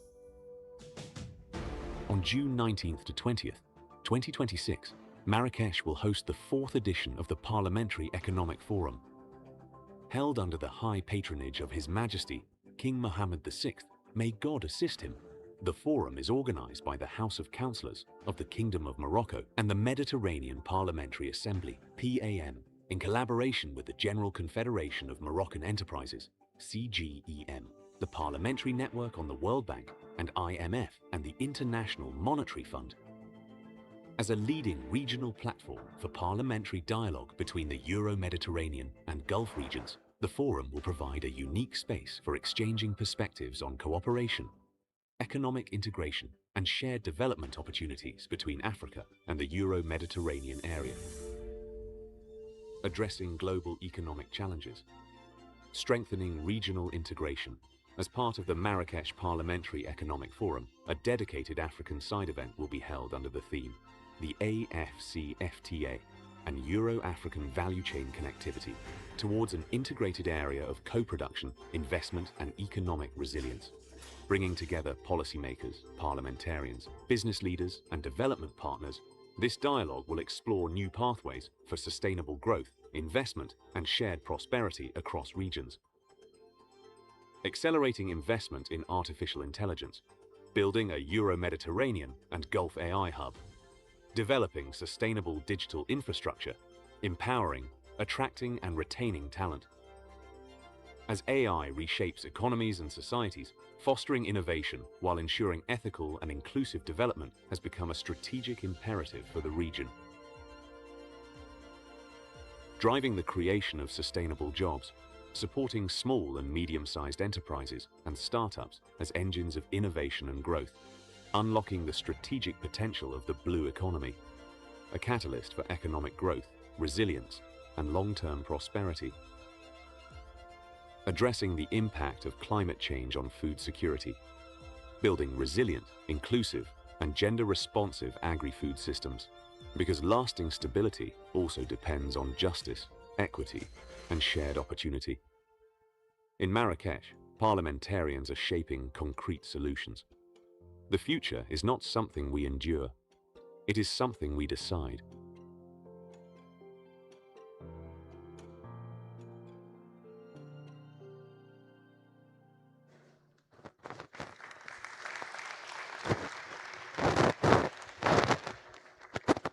I have now the pleasure to invite here to the podium His Excellency Mohammed Aboulenin. He is the President of the Parliamentary Assembly of the Union for Mediterranean, 43 member states, our sister assembly, but also Honorable Aboulenin is the President Emeritus of PAM. Welcome.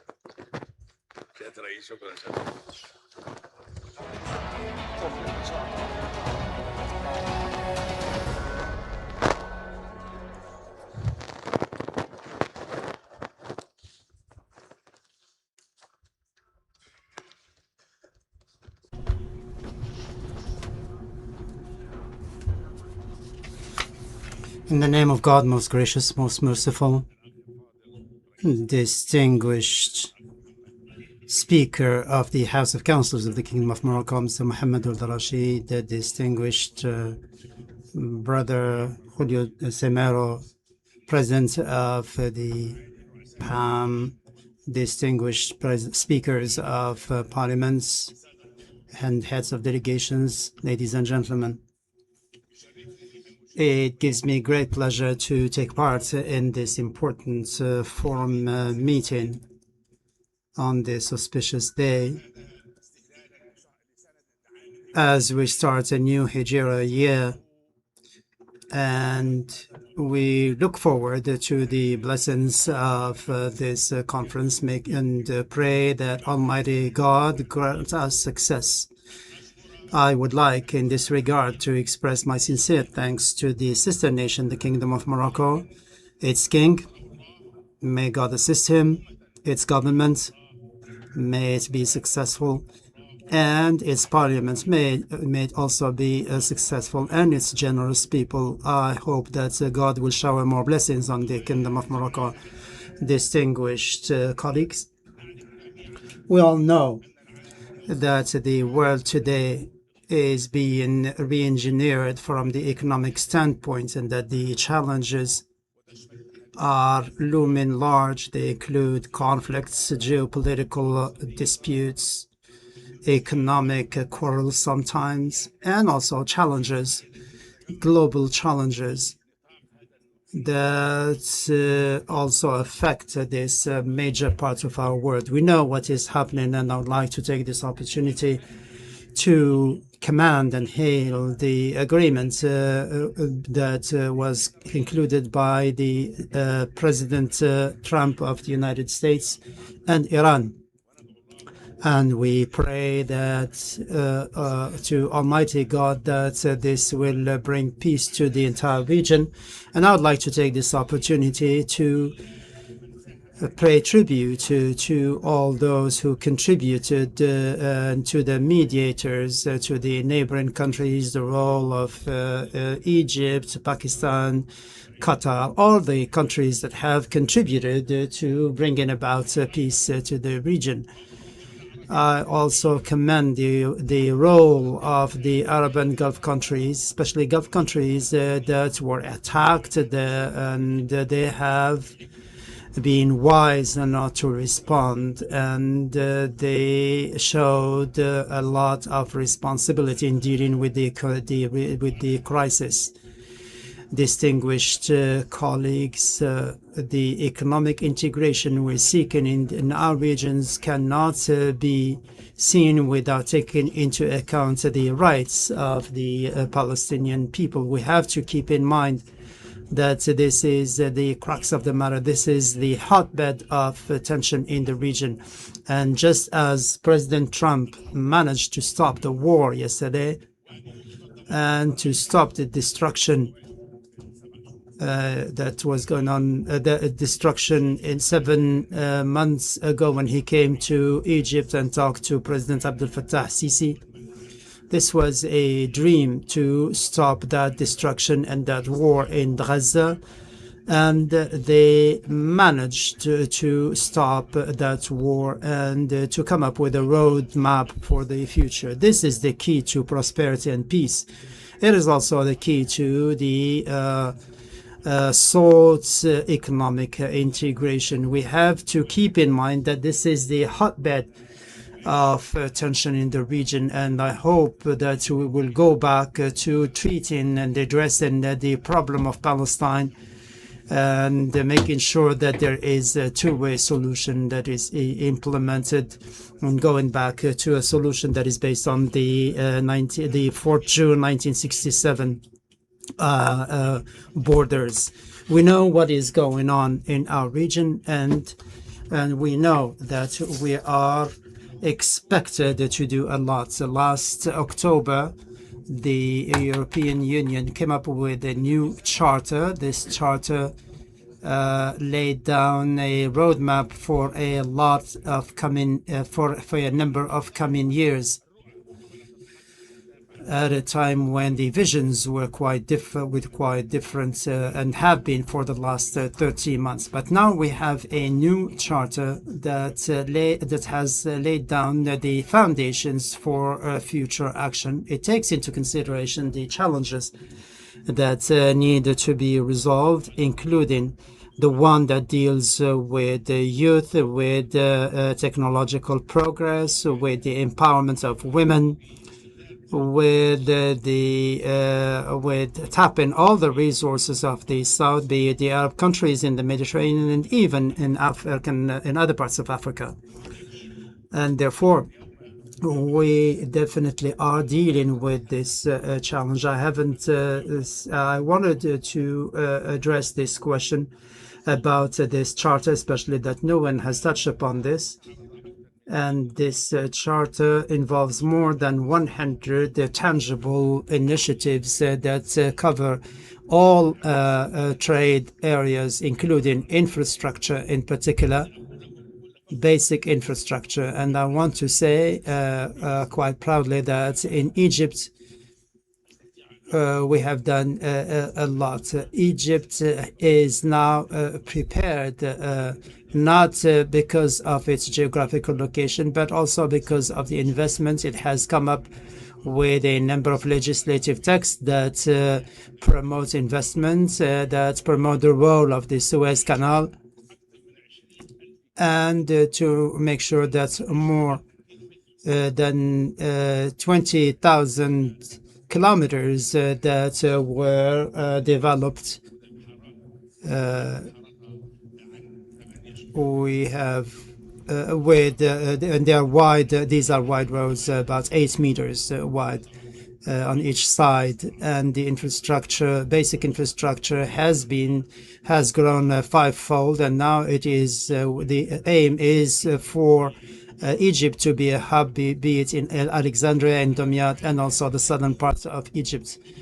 It talks about the role of the cities, the new industrial cities, and there were about 50 of them in the last 10 years. And the urban development in Egypt is unprecedented. The Egyptians have now benefited from projects covering 6% of our territory, and we have managed to increase the urban areas to about 12% now, whereas it stood at 6% in the past. Today, the preparation or the development of this basic infrastructure in Egypt is accompanied by infrastructure, about 120 universities now that are dedicated to research and to further developments in the academic level, and it has partnerships with China, with Europe, with many other parts of the world. So these are two elements of the infrastructure, and I think that we can be a link between the north and the south. We can talk to many countries that involve oil projects, economic activity, working with major multinationals, also gold areas and the exploitation of gold areas. So the Egyptian tourism is just fine. It is developing. We have we are about to achieve the 30 million targets, 30 million tourist targets, and today. And we've been talking a lot about what is happening within this initiative, involving the European Union. If there is a delegation there was a delegation that was composed of more than 50 members that came from the European Union, and they signed more than 50 projects with their Egyptian counterparts in many areas, including the green hydrogen, solar energy, electronics, petroleum industry, petrochemicals, and many other sectors that can contribute to greater added value as well as benefits, for unexpected benefits and unprecedented benefits. I don't want to take too much of your time, but I want to say that we are dealing with major challenges. So funding is an important financing. We need to find a solution, and we have to come up with the right foundations for this. And we have to make sure that all the small and small and medium businesses can be supported. And this is one of the key elements that we have to address. For 20 years, I was president of the Economic Committee in the Euro-Mediterranean Assembly. I suggested two important things. The first one was the Euro-Mediterranean University, and by the grace of the God, we have celebrated this in Fez, this creation of this university, and it contributes to science and technology, and it brings together many experts. And the element is the AI. This is a sector that is particularly important, that is a priority, and you mentioned this, and you mentioned the projects, and the AI is a major challenge for all of us. This is the modern language that we have to master, and of course it has pros and cons, and we have to take that into consideration, making sure we use this to address modern needs. AI is here, and we need to build on that. So we need to manage that properly, to make sure that we preserve at the same time our specificities and to contribute to greater accountability. This is the major framework of the AI. I don't want to take too much of your time, but I want to insist on the role of business people. They have to make the most of these opportunities and build on the transfer of technology and science. This is a real, genuine win-win partnership. This is what we want. We are partners in development. We are partners in innovation. We have the means, we have the assets, and we are not asking for help. We're asking for direct and indirect investment for the transfer of technology. We want the Middle East to be a hub for innovation and development, and at the same time preserve our specificities, make sure our youth have jobs, and we want to benefit from assets. And my last message to the media: these are important people that contribute, that criticize, that tell governments what they have to do. They assess also the work of governments, the work of academics, the works of parliamentarians. Therefore, there is a link between the parliamentarians, the media people, the governments, and if we work together, we can achieve our objectives. Thank you. Thank you very much. Thank you, President Boulanin. Now, we have 1 hour delay on the program, so I would like to recall everyone who will come to stick to the 3 minutes that we have agreed. And I have the pleasure and honor now to invite to the podium His Excellency Rolando Patricio Gonzalez, who is the President of the Parliament of Latin America and the Caribbean, Parlatino.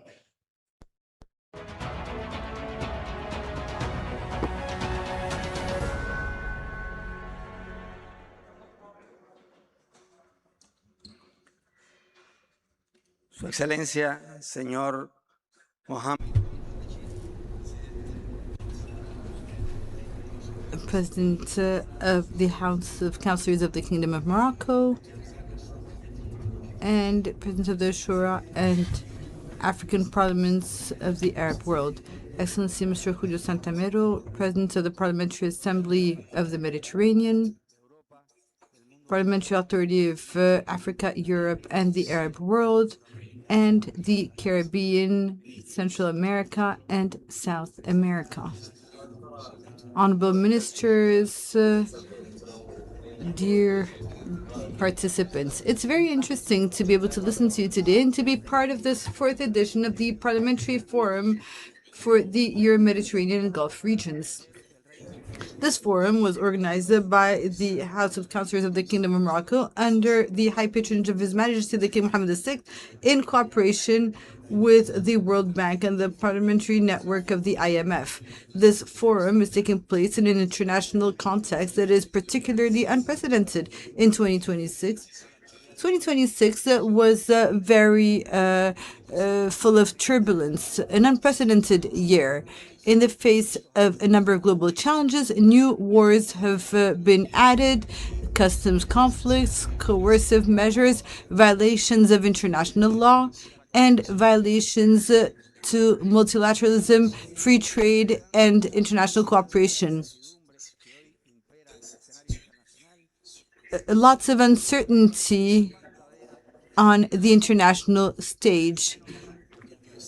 But lasting peace cannot be imposed. Peace is built through dialogue and negotiation. If we want this peace to be lasting, and we need to respect the interests of all. So, the Caribbean is a region that we call the American Mediterranean. Well, this fourth edition of the forum in Marrakech is a unique experience in terms of dialogue that makes it possible to have unity in diversity. From our regions, the Latin American parliaments, we promote bilateral relations with Europe and with Africa and the Arab world, not to mention Asia. Latin America is one of the most unequal regions in the world.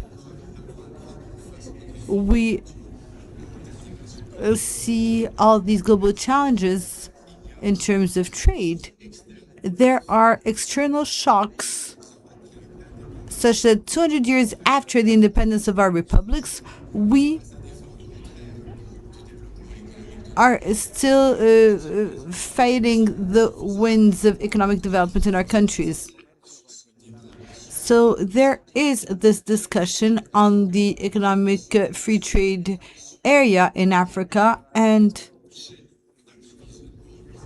supply chains in the region for economic resilience. Small and medium-sized businesses, as well as startups, are an economic and innovation driver that is very dynamic in Latin America. SMEs represent 94.5% of the regional fabric, generated between 65 and 70% of jobs, of formal jobs. In Latin America, we welcome the willingness to promote investments in AI, as well as the creation of a Euro-Mediterranean hub dedicated to AI.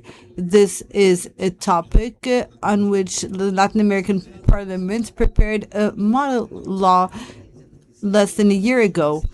Our AI Index 2026 states that this development of AI is growing at an accelerating pace and is exceeding the adoption rate globally. But there are challenges in terms of underinvestments and infrastructure.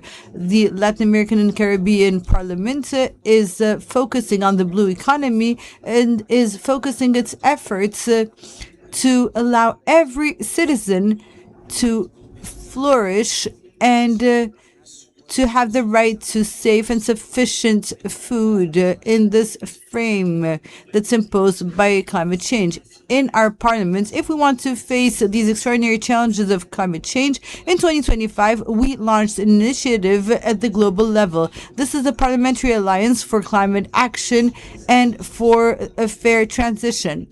This alliance has a number of members from this part of the world: the House of Councillors of the Kingdom of Morocco, the Popular Assembly of Algeria, the Union of Parliamentary of Arab Parliaments. In Marrakech, allow me to invite you to also access this and to provide your contribution for a better global governance of climate change. Before concluding, I would like to thank our hosts for their dedication and for their hospitality, which cements the very foundations of this fourth edition.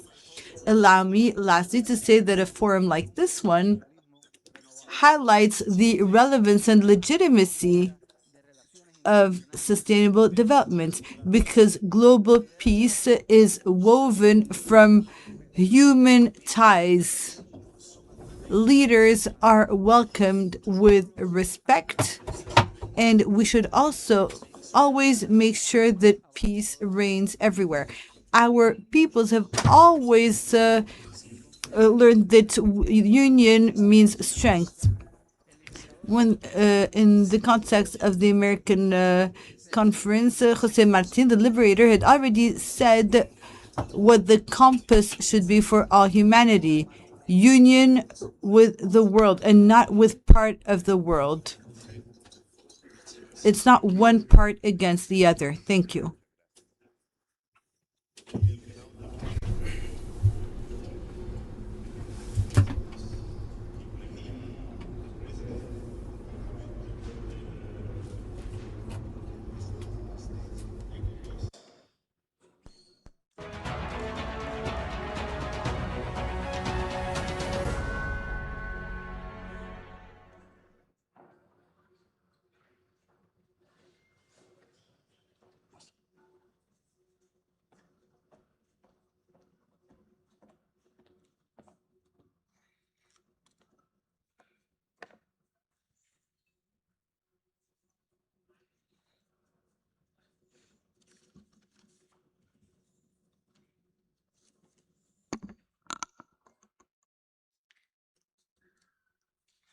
In the name of God, most gracious, most merciful, distinguished Speaker of the House of Councillors of the Kingdom of Morocco, honorable guests, all protocols observed, ladies and gentlemen, distinguished Speaker of the House of Councillors, Mr. Mohammed Ould Rashid, I would like to thank you for the invitation extended, kindly extended to me. I would like to say how grateful I am for the very warm welcome and hospitality extended to us, and the honor you have given me to take the floor at this fourth edition of the Marrakech Forum for the Euro-Mediterranean and Gulf regions. This is a platform to express my gratitude, respectful gratitude to His Majesty King Mohammed VI for his vision, his untiring commitment and engagement for dialogue, for regional integration, for South-South partnership, and the economic cooperation in Africa and beyond. This vision, no doubt, gives fresh momentum to our platform for parliamentarians and institutions, international institutions, to tackle jointly the challenges at global level. I would like to also pay tribute to the organizers for the themes retained. And I would like to congratulate the Parliamentary Assembly of the Mediterranean and the Parliamentary Network of the World Bank and the group and the IMF to ensure the success of this forum. There are major changes that are taking place today, and there we can see that there is a lot of scattering and divisions within the framework of the multilateral system. We have we can also see the consequences of as a result of the problems and conflicts that exist in a number of regions. To address and rise to these challenges, we need to be aware, fully aware of the usefulness of economic integration. the location of the or the parts that the African continent plays in the international exchanges hinges on developing our economic integration and speeding up our industrializations. The AFCFTA represents in this regard a major opportunity for us. It gives us the opportunity to achieve transformation in Africa. The ECOWAS believes firmly in the importance and usefulness of the AFCFTA to promote the creation of wealth and to promote development. We need to make sure that we take into account the 2050 vision of ECOWAS in order to continue working on what we have started 50 years ago. You have been talking about the importance of economic integration, and we have to recognize the commitment of member states for the free circulation or free movement of goods and people in order to support the economic transformation on the continent. Needless to say, the parliaments have a crucial role to play in this transformation process. As representatives of the people, we are responsible for coming up with legislatives that are empowering, enabling, in order to promote exchange, partnerships, and innovation. In this regard, parliamentary diplomacy remains a sine qua non condition in order to promote trust and encourage economic integration between our regions. Mr. Speaker, some years ago, we laid the foundations of this cooperation, and therefore I very much look forward to giving substance to this partnership that will make it possible to come up with joint initiatives in areas such as parliamentary and institutional cooperation and diplomacy and economic diplomacy. The Kingdom of Morocco is an essential entry point that links Africa to Europe and the Mediterranean and to the global economy. The Royal Initiative, the Royal Atlantic Initiative of His Majesty King Mohammed VI opens up fresh prospects for the strengthening of connectivity, trade and investments between West Africa and the rest of Africa and the international markets. Therefore, we need to build on these opportunities in order to reinforce existing bridges for the current and future generations. On behalf of ECOWAS, I reassert our commitment to work through parliamentary cooperation to promote peace, regional integration, and sustainable development. I wish full success to this fourth edition of the Marrakech Economic Forum and of the Parliamentary Assembly of the Mediterranean. Thank you very much for your kind attention.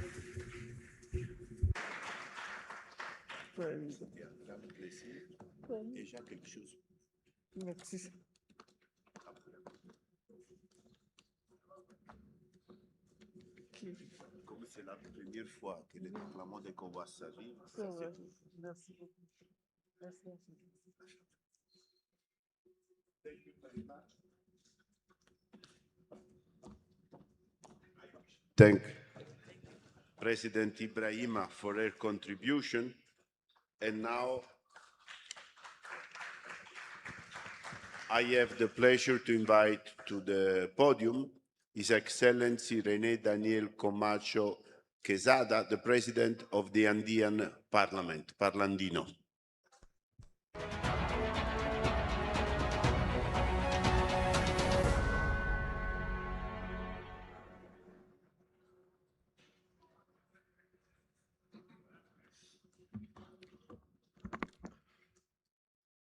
Su Excelencia, señor.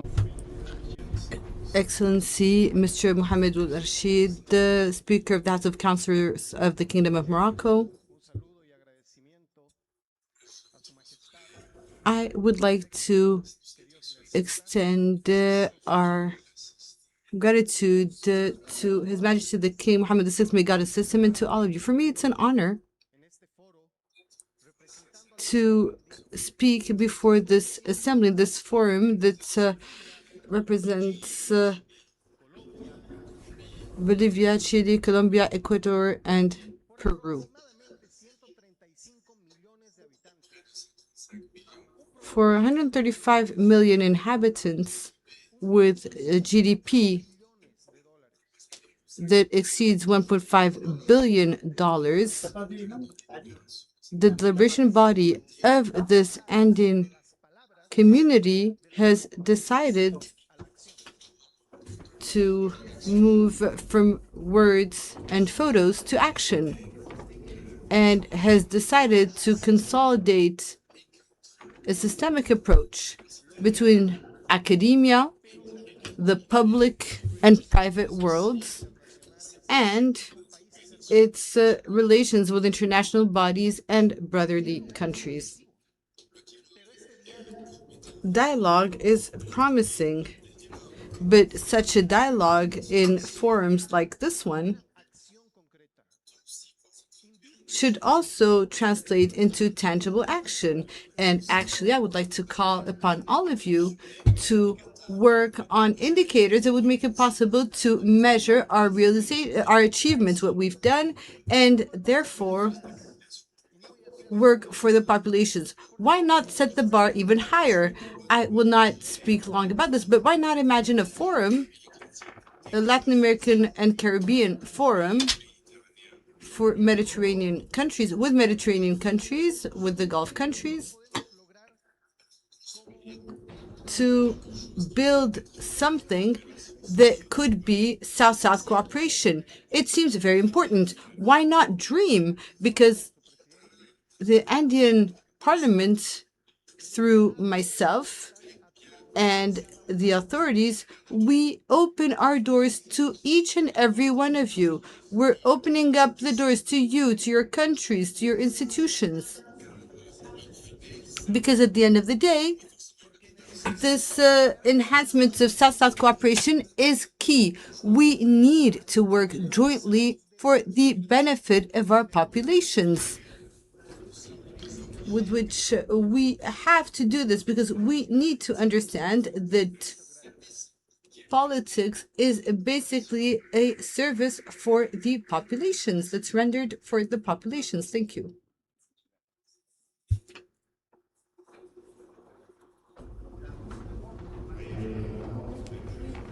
To call to the podium Her Excellency Ms. Carla Lisbeth Gutierrez Herrera, the President of the Central American Parliament, Palais.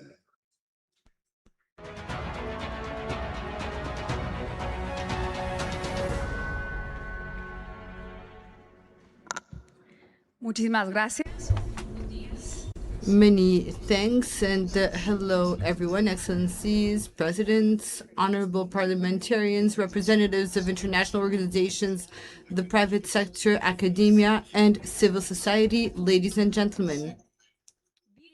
It's an honor for me to speak before you, representing Guatemala, Salvador, Honduras, Nicaragua, Panama, as well as the Dominican Republic, that are part of this Central American Parliament during this 4th edition of the Parliamentary Forum of Marrakech, a platform that's become one of strategic dialogue between different regions and that shares opportunities and challenges and a shared vision for development.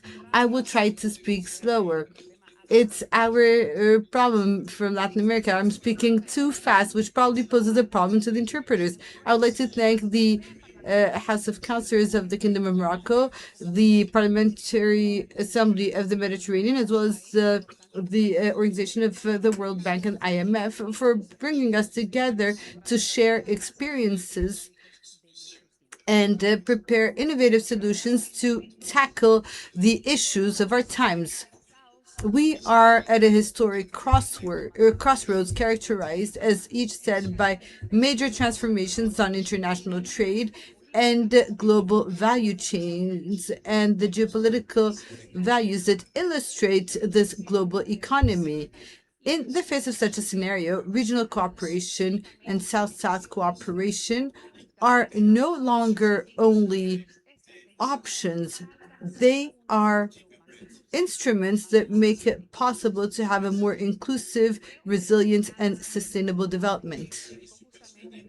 I am convinced, I strongly believe that all of this is not just at random. I come from a regional forum on macroeconomics and the financial systems and integration systems from Central America, which we called stability, funding, and integration in a global uncertain world.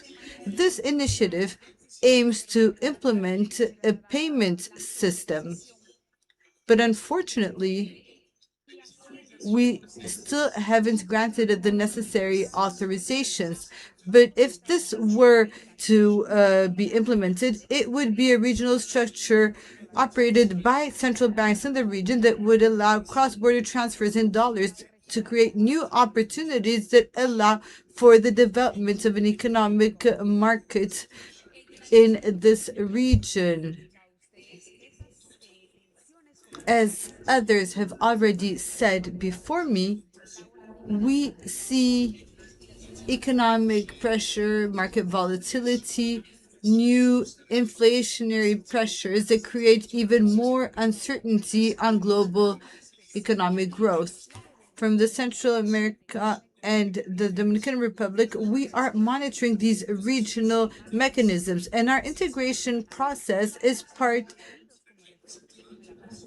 of Central America, and we showed that if we are united, if we work with our friends like the Kingdom of Morocco that helps build capacity, we can better face tomorrow's challenges and allow for greater growth.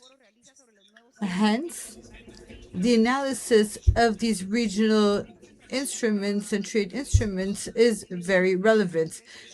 We consider that the future of our region needs to be founded on three essential pillars: strategic integration, international cooperation, and articulation between political bodies and social bodies. And so we have major initiatives like strengthening interregional dialogue with Africa, Latin America, and the Caribbean, as well as the production of spaces for cooperation that are very important today, especially since we need to face major challenges.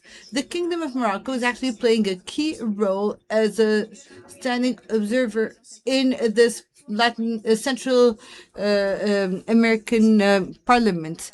Its constant support has made it possible to strengthen the consolidation of a shared development agenda between our regions. And I'm almost done. This is why we welcome the fact that this forum can bring together players from the public and private sector, international organizations, academia, and civil society to find sustainable solutions. This convergence is key between divided visions. Our parliament is small, if I may say, but I don't feel small today at all. I am fully aware of the fact that there are parliamentary forums that are larger, of course, but we represent ideas that are big, and the countries change faster and develop faster when they develop together, much more so than when we move alone. And I reiterate the commitment of our parliament to continue to strengthen ties between our region and to continue to develop South-South cooperation for lasting peace and the well-being of our populations. And I would like to congratulate the House of Councillors of the Kingdom of Morocco, the Parliamentarian Assembly of the Mediterranean, and the parliamentary network of banks. And we are convinced once again that the discussions and deliberations of this event will contribute to the development of an architecture that would address the challenges of the 21st century. And I would like to conclude by saying this: Central American Parliament likes integration and likes Morocco. Thank you very much. Thank you. Our parliament is indeed small. Congress of the Republic of Honduras.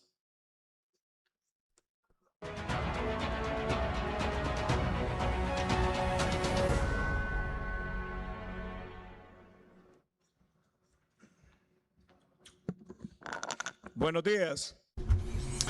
Good morning to you all. I'm very happy to be here and come from Honduras to represent my parliament. This is the first time that I come to Morocco. We were in 21. We launched a motion to recognize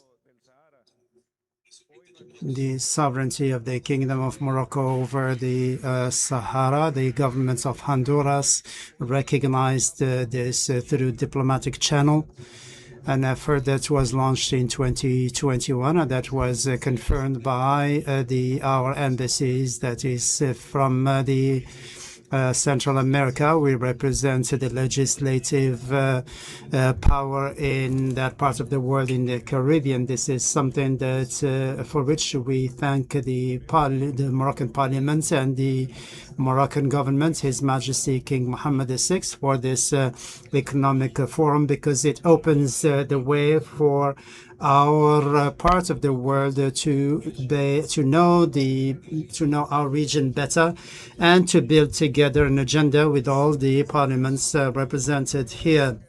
What we expect from this forum is not just the agreements that will be signed shortly, but we want also to make sure that these agreements come to the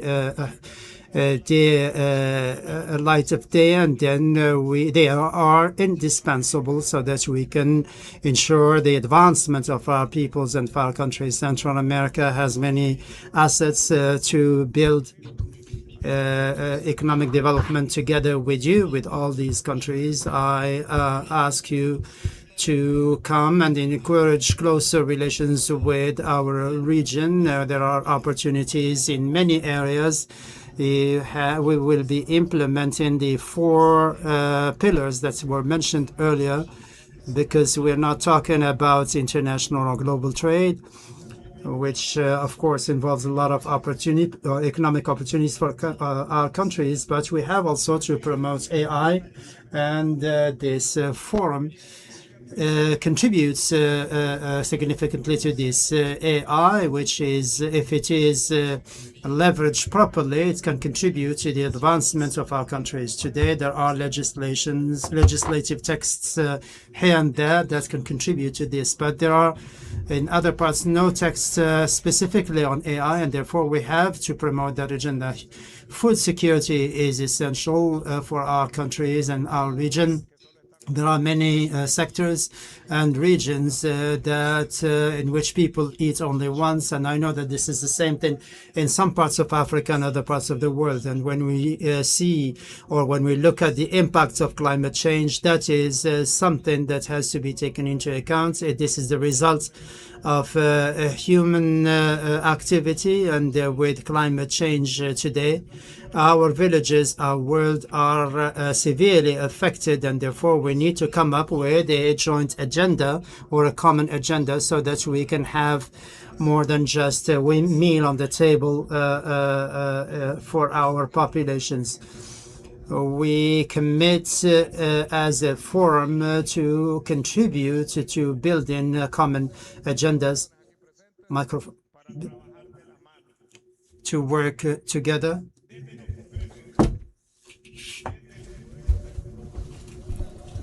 to make sure that nuestros países.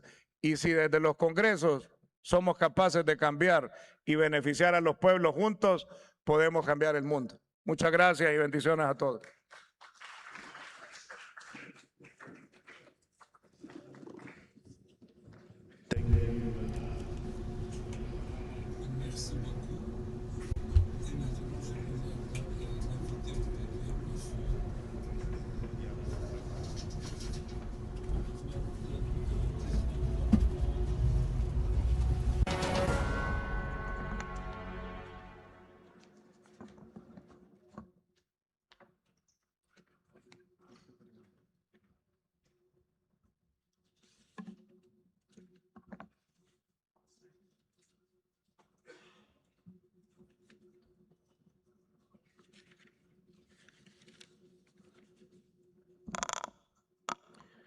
بسم الله الرحمن الرحيم معالي In the name of God, most graceful, most merciful, Excellency, Mr. Mohammed Wold Rashid, Speaker of the House of Councillors of the Kingdom of Morocco, Honorable Junio Centimero, President of the Parliamentary Assembly of the Mediterranean, ladies and gentlemen, Excellencies, hello.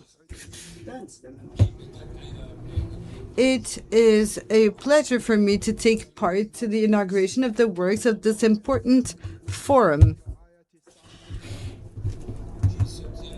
which is taking place under the high patronage of His Majesty the King Mohammed VI, the King of Morocco. May God assist him. I would like to express my gratitude to the Kingdom of Morocco for having organized and hosted this forum. I would also like to thank the House of Representatives of Morocco and the House of Councillors, as well as the members of the Parliamentary Assembly of the Mediterranean for all of their efforts to enhance economic, trade, and financial cooperation. This forum is taking place at a crucial point in the global economy, at a crucial time marked by economic, technological, and climate crisis, unprecedented ones. In light of all of these changes and transformations, resilience is no longer measured by resources, but rather by the ability of countries and regions to build a partnership and complementarity. Based on this, in the Arab region, we feel that regional complementarity is no longer an economic or political choice. It is a strategic necessity to allow our countries to face the global challenges and to build their capacity for sustainable development. Ladies and gentlemen, our Arab region, alongside European, Asian, and African platforms, has a wealth of potential that position it as an investment and innovation hub. However, the transformation of this potential into reality requires that we go from dialogue to action and shared projects. To do so, and I think that you will agree with me if I say that we need to work in three different areas at the same time. The consolidation of our economic and trade relations between our countries for resilient supply chains in the face of international crisis. Second pillar is investments in the knowledge economy and technology, in particular artificial intelligence, digital transformation. It is no longer about having the technology, but rather we need to have the capacity and the ability to produce it and to set up legislation in order to protect citizens from the threats represented by artificial intelligence. And lastly,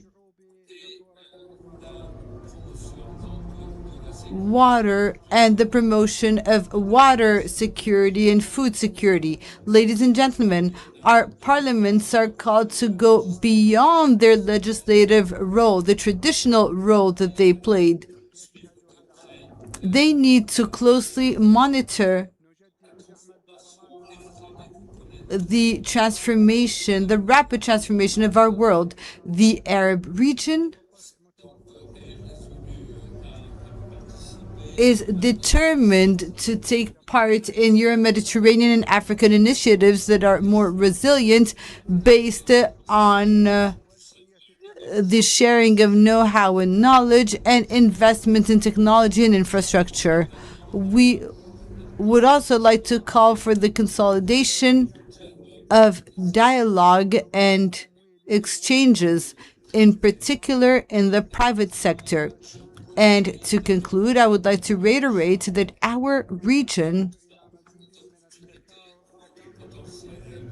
does not lack opportunities or potential. It needs more complementarity, trust, and common action. While our challenges are shared, our responsibility in the face of these challenges should also be shared. We strongly believe that this forum will contribute to the development of visions and initiatives that can ensure stability and prosperity to our people. Thank you for your attention.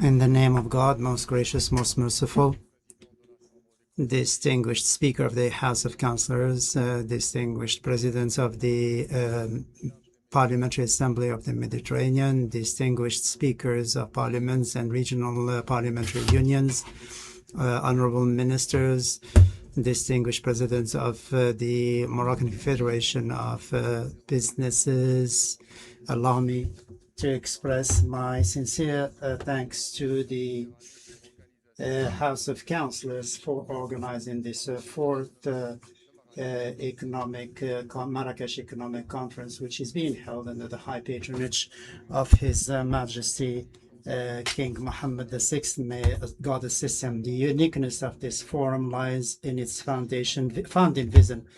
This is not merely an economic forum. It is not merely a parliamentary forum. It serves as a space for dialogue between those who shape public policy and those who create wealth, between political institutions, economic actors, and development partners.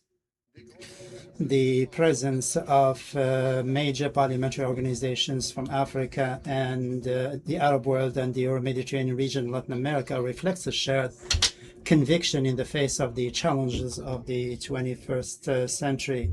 No region in the world can achieve progress in isolation. We live in through a period of profound transformation, and all of you mentioned this, the technological shifts, international artificial intelligence, climate challenges, debt burdens, food security issues, and the restructuring of value chains are upending established balances. In the face of these challenges, our governments are investing more. They are developing infrastructure. They are strengthening their partnership. They are building spaces for economic integration. They're also encouraging innovation, and they're right to do this. But let me ask a simple question. Why are we doing all of this? We do not build infrastructure just for the sake of infrastructure. We do not sign agreements simply for the sake of signing agreements. We do not promote innovation as an end in itself. The ultimate goal of all these policies remains the citizen, to create jobs, offer opportunities to young people, improve incomes, reduce inequalities, strengthen access to essential services, preserve human dignity. For the true success of a public policy is not gauged by the number of programs announced, but by the changes it brings about in people's daily lives. Yet this is precisely where one of the major challenges of our time lies. In many societies, trust in institutions is eroding. Citizens sometimes doubt the effectiveness of public policies. They sometimes doubt the ability of institutions to turn promises into results, and trust cannot be decreed. It must be earned. It is built through results. Citizens do not place their trust in intentions. They place it in what they observe in what they experience, in the changes they see in their daily lives. That is why the question of results has become central today. How can we know if the investments made are actually producing the expected outcomes? How can we measure the impact of public policies on employment, social inclusion, economic competitiveness, or regional development? How can we verify that the resources mobilized are indeed creating value for citizens? This is where evaluation comes in, not as a technical exercise reserved for specialists that creates a false dichotomy between science and politics, expertise and democracy, and between experts and the lay people, but as an instrument of democratic governance, as an instrument of transparency, as an instrument of accountability, an instrument of trust. Evaluation makes it possible to distinguish achievements from intentions, results from announcements, and real progress from mere perceptions. It informs public decision-making, it fosters learning, it improves the effectiveness of public action, and above all, it helps strengthen the bond of trust between citizens and institutions. It is in this spirit that UPNORD, with its 700 parliamentarians, has been working for more than a decade to promote a culture of evaluation, accountability, and evidence-based decision-making within African parliaments. Our conviction is simple. Sustainable economic integration requires strong institutions. Strong institutions require trust, and trust is built on the ability to demonstrate results. Ladies and gentlemen, and I'm going to close here, under the leadership of His Majesty King Mohammed VI, may God assist him, the Kingdom of Morocco has championed an ambitious vision based on cooperation, co-development, and regional integration, such as initiatives that were mentioned by the President, the Atlantic Initiative and the Sahel Initiative and the Morocco-Nigeria. This pipeline, this vision is contributing to the gradual emergence of a space of cooperation linking Africa, the Mediterranean region, the Arab world, the Gulf countries, and Latin America around common interests and shared ambitions. But we must be clear-eyed enough to recognize that no strategy, however relevant it may be, no partnership, however promising it may be, and no investment, however significant it may be, is an end in itself. The only question that truly matters is that of results. Citizens do not live by declarations, they live in reality. They judge our policies by the jobs created, the opportunities offered to their children, the quality of the services they receive, and the actual implementation of their living conditions. We are no longer accountable only for our intentions. We are accountable for our results. We are no longer judged solely on what we promise. We are judged on what we accomplish. The new South to which our people aspire will not be built on rhetoric or on hopes alone. It will be built on the ability of our institutions to produce tangible results, to be accountable for their actions, and to earn the lasting trust of citizens. For ultimately, trust remains the most precious political, economic, and democratic assets of our nations. Thank you for your kind attention. Thank you, Mr. President. And I have now the pleasure to call here on the podium His Excellency Rodrigo Gamarra, the President of Parliament of Mercosur, Parlasur.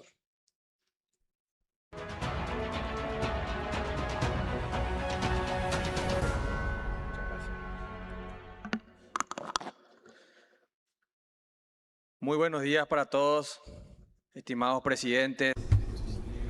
Hello, everyone, Honorable President, dear colleagues. I would like to thank the House of Councillors of the Kingdom of Morocco for their invitation, and His Majesty the King Mohammed VI, may God assist him. I'm very happy to be back to this fourth economic forum, where Morocco has shown that it has become a hub for regional integration and cooperation in the world. And if we had to talk about the economy,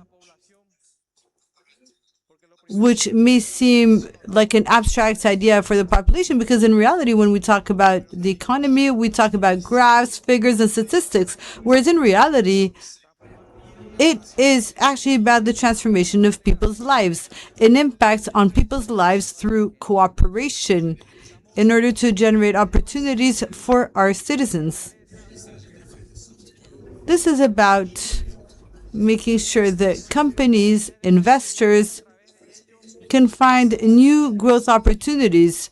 And through this, they can improve the livelihoods of people, of this mother that wants her child to have a better life, to have an opportunity to study, to have a fulfilled life.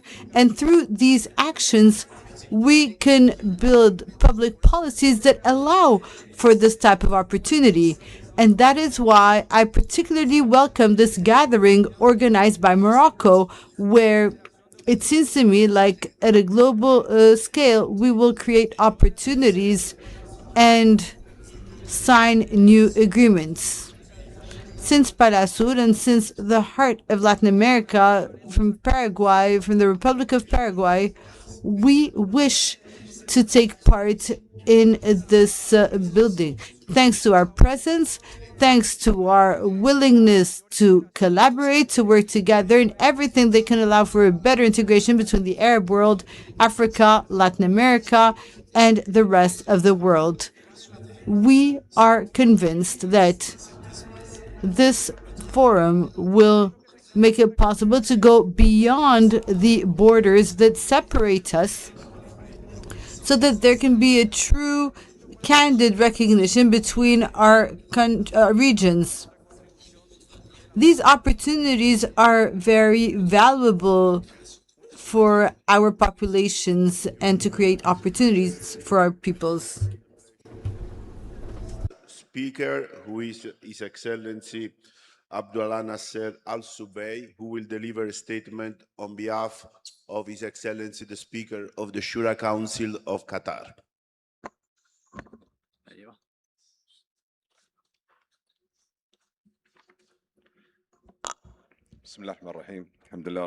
In the name of God, most gracious, most merciful, peace be upon his prophets and companions. Mr. Mohammed al-Rashid, Speaker of the House of Councillors of the Kingdom of Morocco, Mr. President of the Parliamentary Assembly of the Mediterranean, ladies and gentlemen, deputies, Mr. Sergio Biatti, ladies and gentlemen, hello. I am very happy on my behalf and on behalf of the Parliament of the State of Qatar. I would like to express my gratitude to the King and the people and the government of Morocco, as well as to the House of Representatives of Morocco and the Parliamentary Assembly of the Mediterranean for organizing this excellent fourth edition of the forum. This forum has become a platform for dialogue and coordination between the Euro-Mediterranean regions and the Gulf region in order to tackle the challenges and to strive for sustainable development for the prosperity of our peoples. Ladies and gentlemen, our forum is taking place today in a regional and global context that is unstable and that is facing structural challenges and major issues in the global economy. Geopolitical conflicts and tensions are growing, and armed conflicts in many regions of the world are crossing the borders and affecting the economies and are disrupting the global economic system. They impose constraints on the supply chains, on the global supply chains.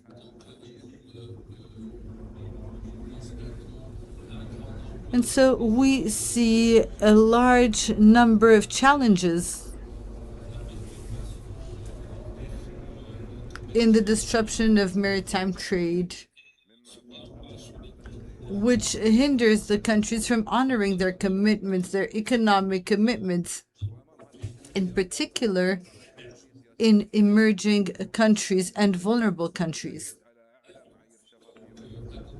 We therefore need to adopt economic policies that are sound and sustainable in all areas. The state of Qatar is continuing its efforts internationally through the Development Fund of Qatar to help developing economies through a number of loans and grants. Mr. Sheikh Hamid Al Thani, may God assist him, continues to spare no efforts alongside Pakistan and other countries in order to find a solution to the conflict between Iran and the United States of America. In light of the reopening of the Strait of Hormuz, and to find a solution to the food and energy crisis that has resulted from this. Artificial intelligence is a key element for economic competitiveness in the future. It has become a double-edged weapon. Artificial intelligence is opening up new opportunities and new prospects in terms of productivity and to find solutions to complex issues. However, at the same time, it is a threat. It is a threat to humanity. We therefore need policies that promote the right use of artificial intelligence while limiting or curbing the threats related to it, while preserving the privacy of citizens, of course. The state of Qatar has made huge strides when it comes to food security. The country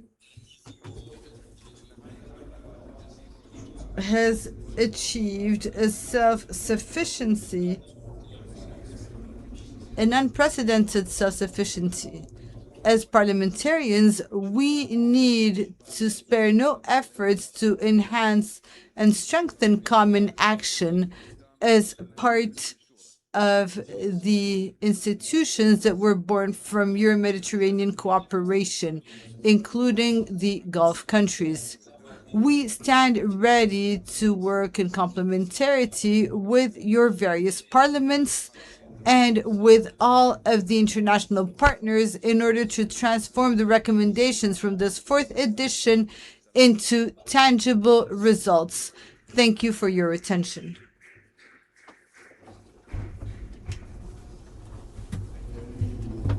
President from Qatar, and now I have the pleasure to inform you that we are going to proceed with the signature of an important memorandum of understanding on Euro-Mediterranean, Gulf and African parliamentary cooperation, which will be signed by President Al-Rashid and President Centemero, and this is the important agreement between the Association of African Senate and PAM. And I hope this is one of the MOU which we will also be able to conclude in the future with all the representatives from the parliaments from Latin America, South America, and the Africa region. So I invite President Al-Rashid and President Centemero to sign, and I ask for the copy of the document.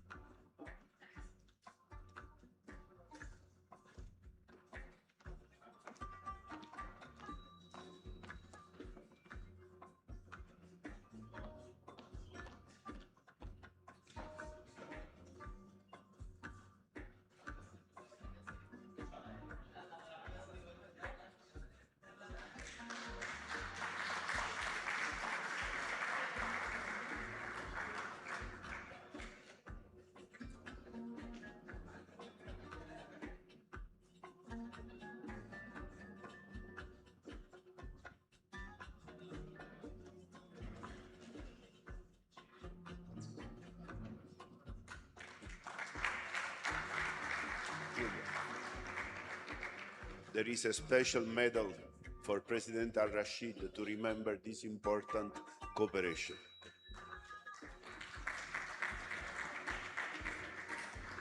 Thank you.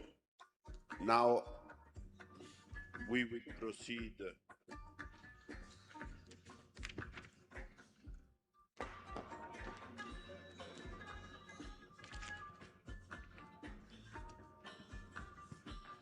I understand Senator Haddad is coming here now for another important agreement. Thank you. I have the microphone.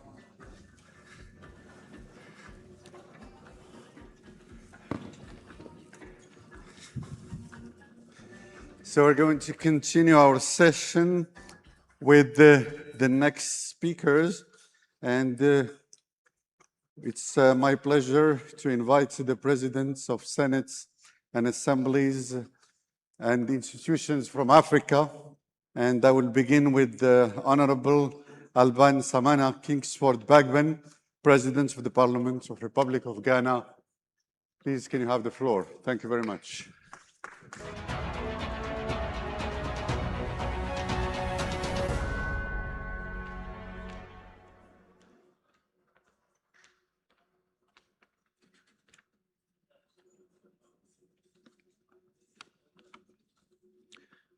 Your Excellencies, I bring you warm and courteous greetings from the President, Parliament, and people of Ghana.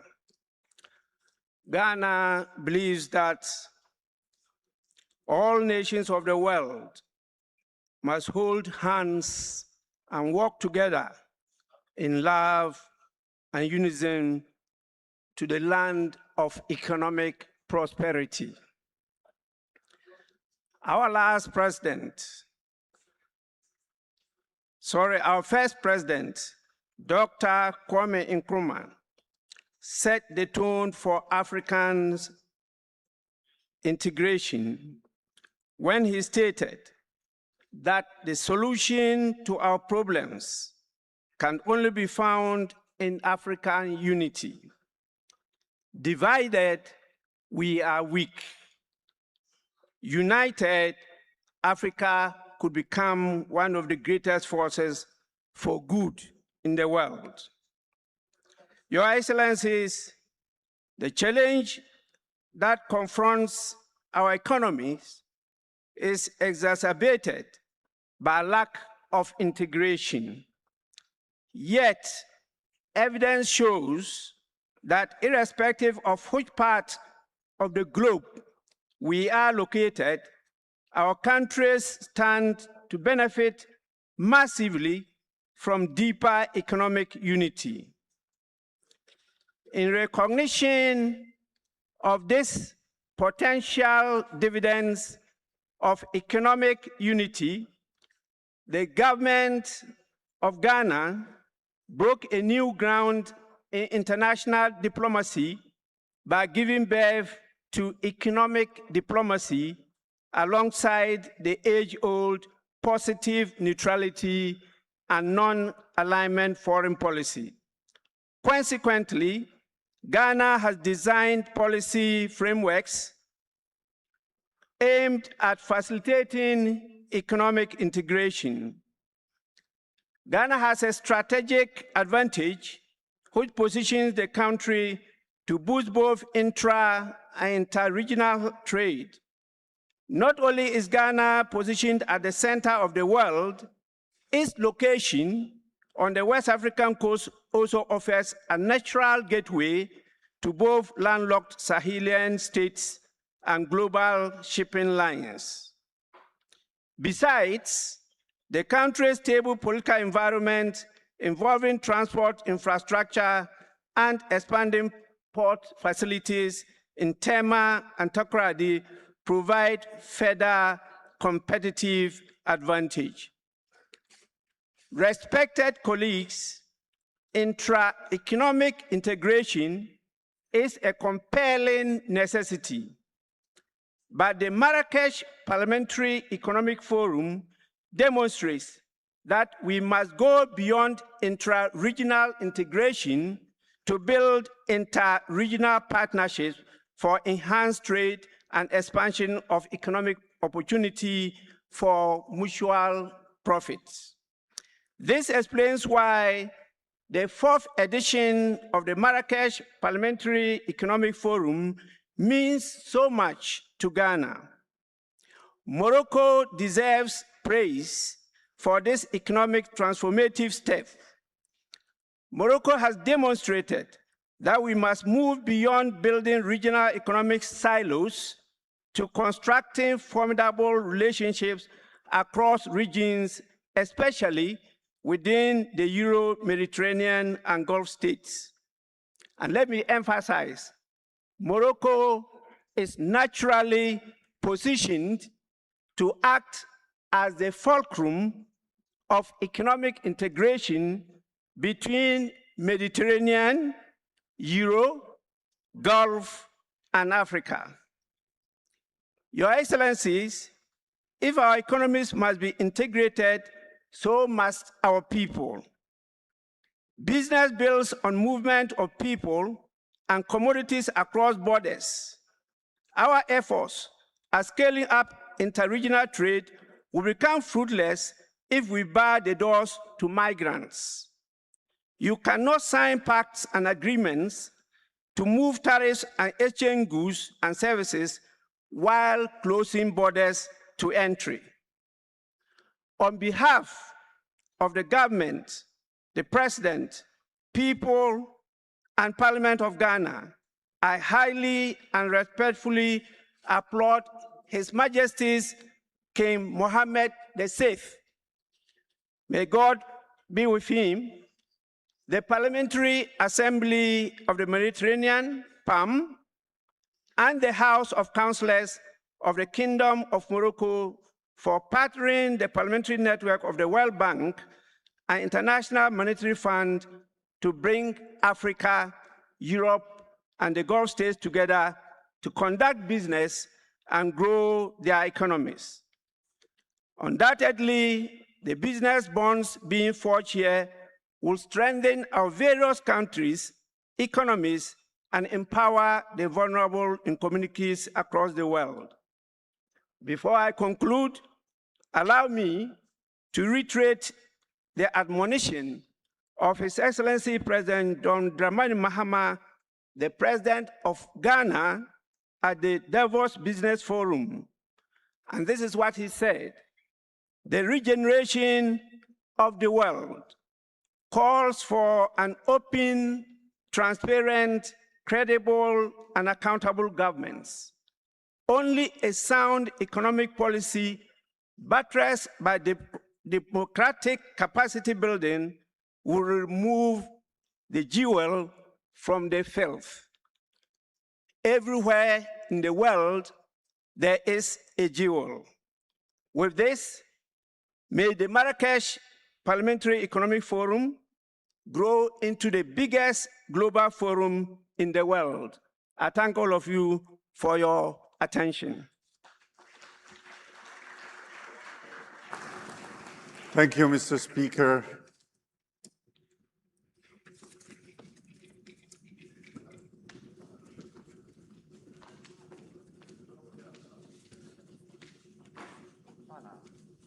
Thank you, Mr. Speaker. So this is a medal from the PAM to the Speaker of the Parliament of Ghana. Thank you. Thank you very much, and congratulations for your medal, Mr. Speaker. Donc on va partir directement à... So we now move on to Mr. Abdou Mustadarin, Speaker of the Assembly of the Comoro Islands.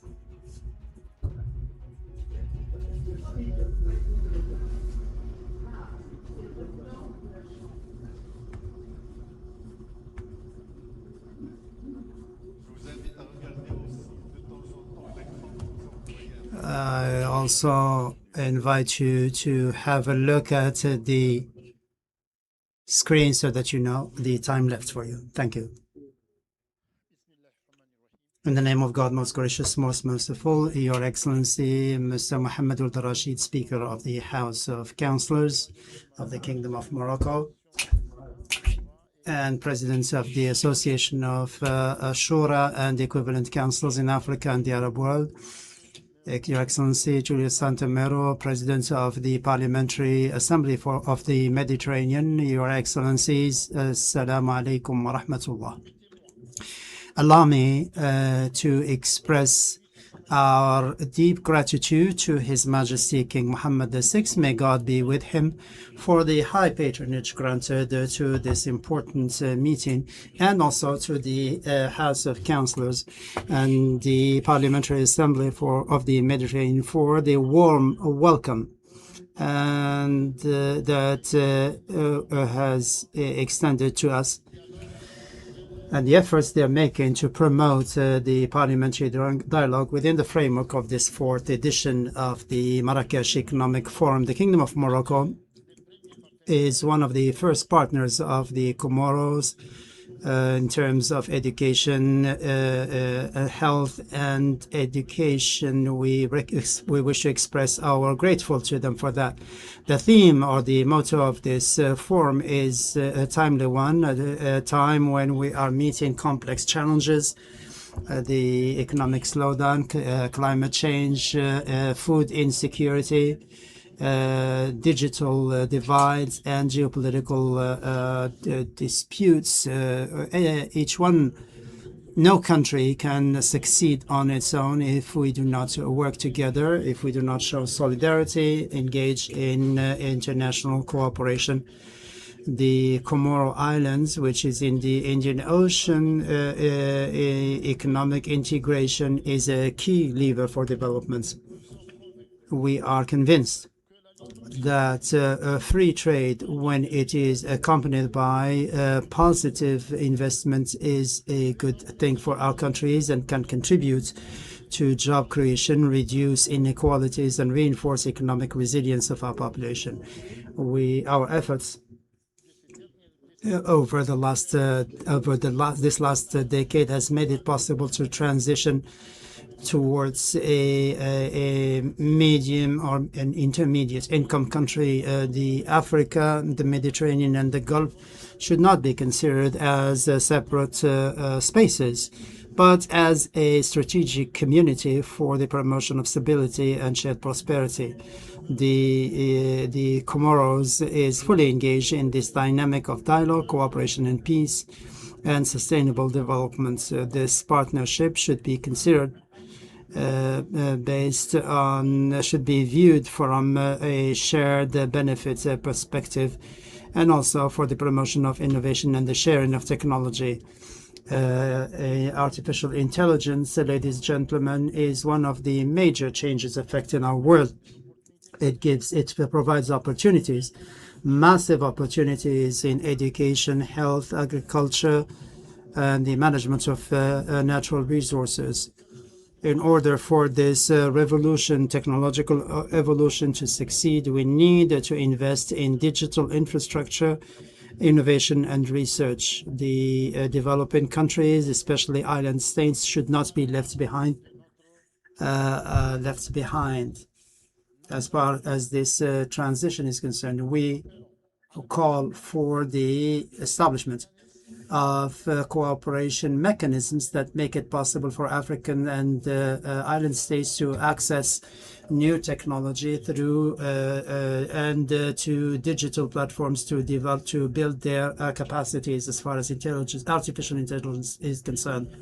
Ladies and gentlemen, the role of parliamentarians is today more important than ever. We are duty-bound to come up with efficient public policies that encourage investment, transparency, and create a business environment that is conducive to development, especially for women and young people. On behalf of the Assembly of the Comoros, we commit to working with PAM and all our partners to bring about a space of peace, sustainable development for all of us. I hope that the proceedings of this forum will lead to concrete recommendations and partnership that is promising for the well-being of our peoples. Thank you very much for your kind attention. Merci. Merci, Monsieur le Président. Thank you, Mr. President. And of course, now FAM is giving the award. Please give them a round of applause. Thank you.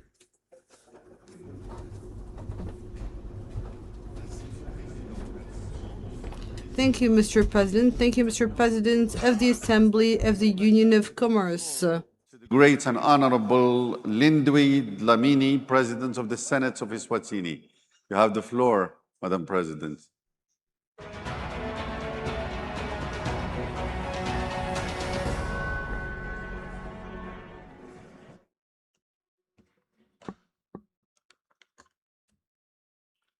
His Excellency Mohammed Rashid, Speaker of the House of Councillors of the Kingdom of Morocco, and also President of the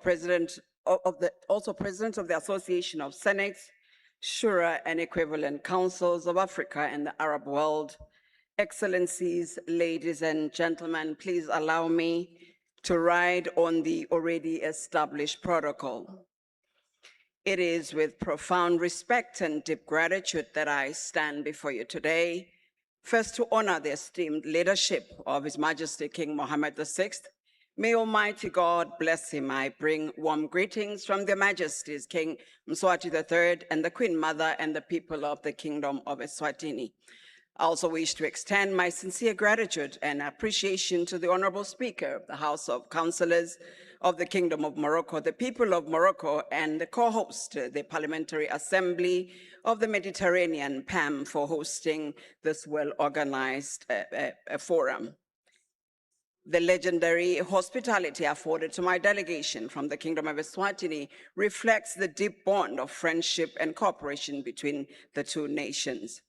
It is a distinct honor to address a gathering that sits at the intersection of policy, finance, and international cooperation. We meet at a defining moment for the global economy, a time of profound global transformation. The landscape of international trade is shifting rapidly. Traditional mechanisms that have governed global commerce for decades are now being re-evaluated, while new regional frameworks are emerging as powerful engines of growth and inclusion. For over 75 years, the multilateral trading system anchored by the WTO, established in 1995, and its predecessor, the GATT, in 1948, has been the bedrock of international commerce. It established the rules-based order that governs over 98% of global trade, providing predictability, reducing tariffs, and offering mechanisms to resolve disputes. However, we must recognize that the system is not static. It is evolving in response to new realities. At the same time, new opportunities are emerging through innovation, regional integration, digital transformation, and strengthened international cooperation. In this context, the role of parliaments has never been more important. We therefore welcome international efforts aimed at promoting sustainable agriculture, renewable energy, climate adaptation, and green investment. Parliaments must continue to support policies that strengthen resilience while advancing sustainable development objectives. For developing nations like the Kingdom of Eswatini, and indeed for many economies across Africa, the Euro-Mediterranean region, and the Gulf, the Trade Facilitation Agreement is transformative. While global frameworks set the universal rules, regional economic communities and agreements are now the primary vehicle for deepening integration and expanding trade. This is a trend we mirrored in the we see mirrored in the Euro-Mediterranean region, the Gulf Cooperation Council, and indeed across Africa, where the most ambitious trade project in modern history is unfolding, the Africa Continental Free Trade Area, which is a flagship of the African Union Agenda 2063, the continent's strategic framework for socio-economic transformation. When the Africa Continental Free Trade Area became operational, it sets in motion the creation of the world's largest free trade area by number of countries and population.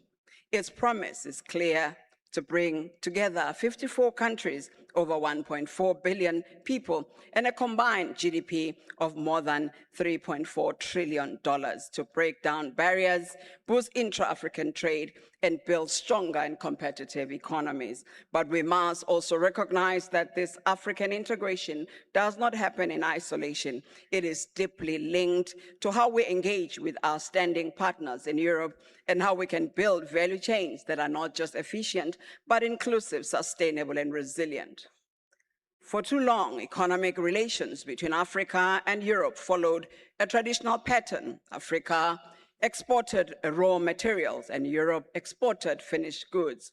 This model limited our ability to create jobs, build local industries, and retain the full value of our resources.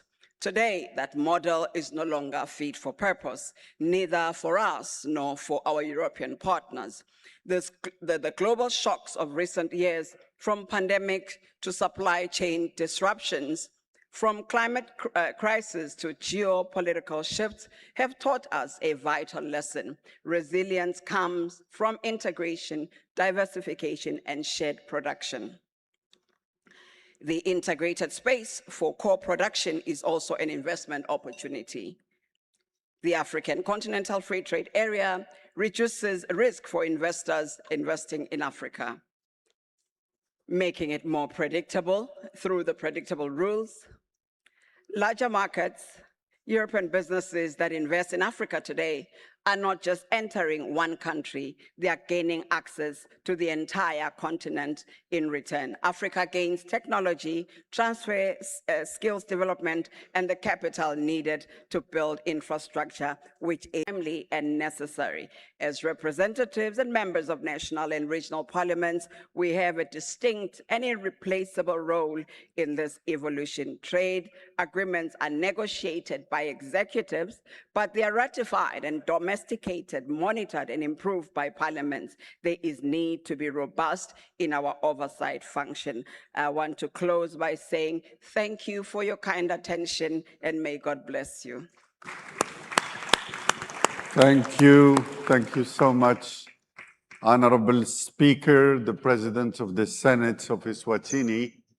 And this is a medal from the Mediterranean Parliamentary Assembly as a recognition for the great contributions of Madam the President. Thank you very much. Sans plus tarder, je donne la parole. Without further ado, I'll hand it over to Dileita Mohammed Dileita from Djibouti.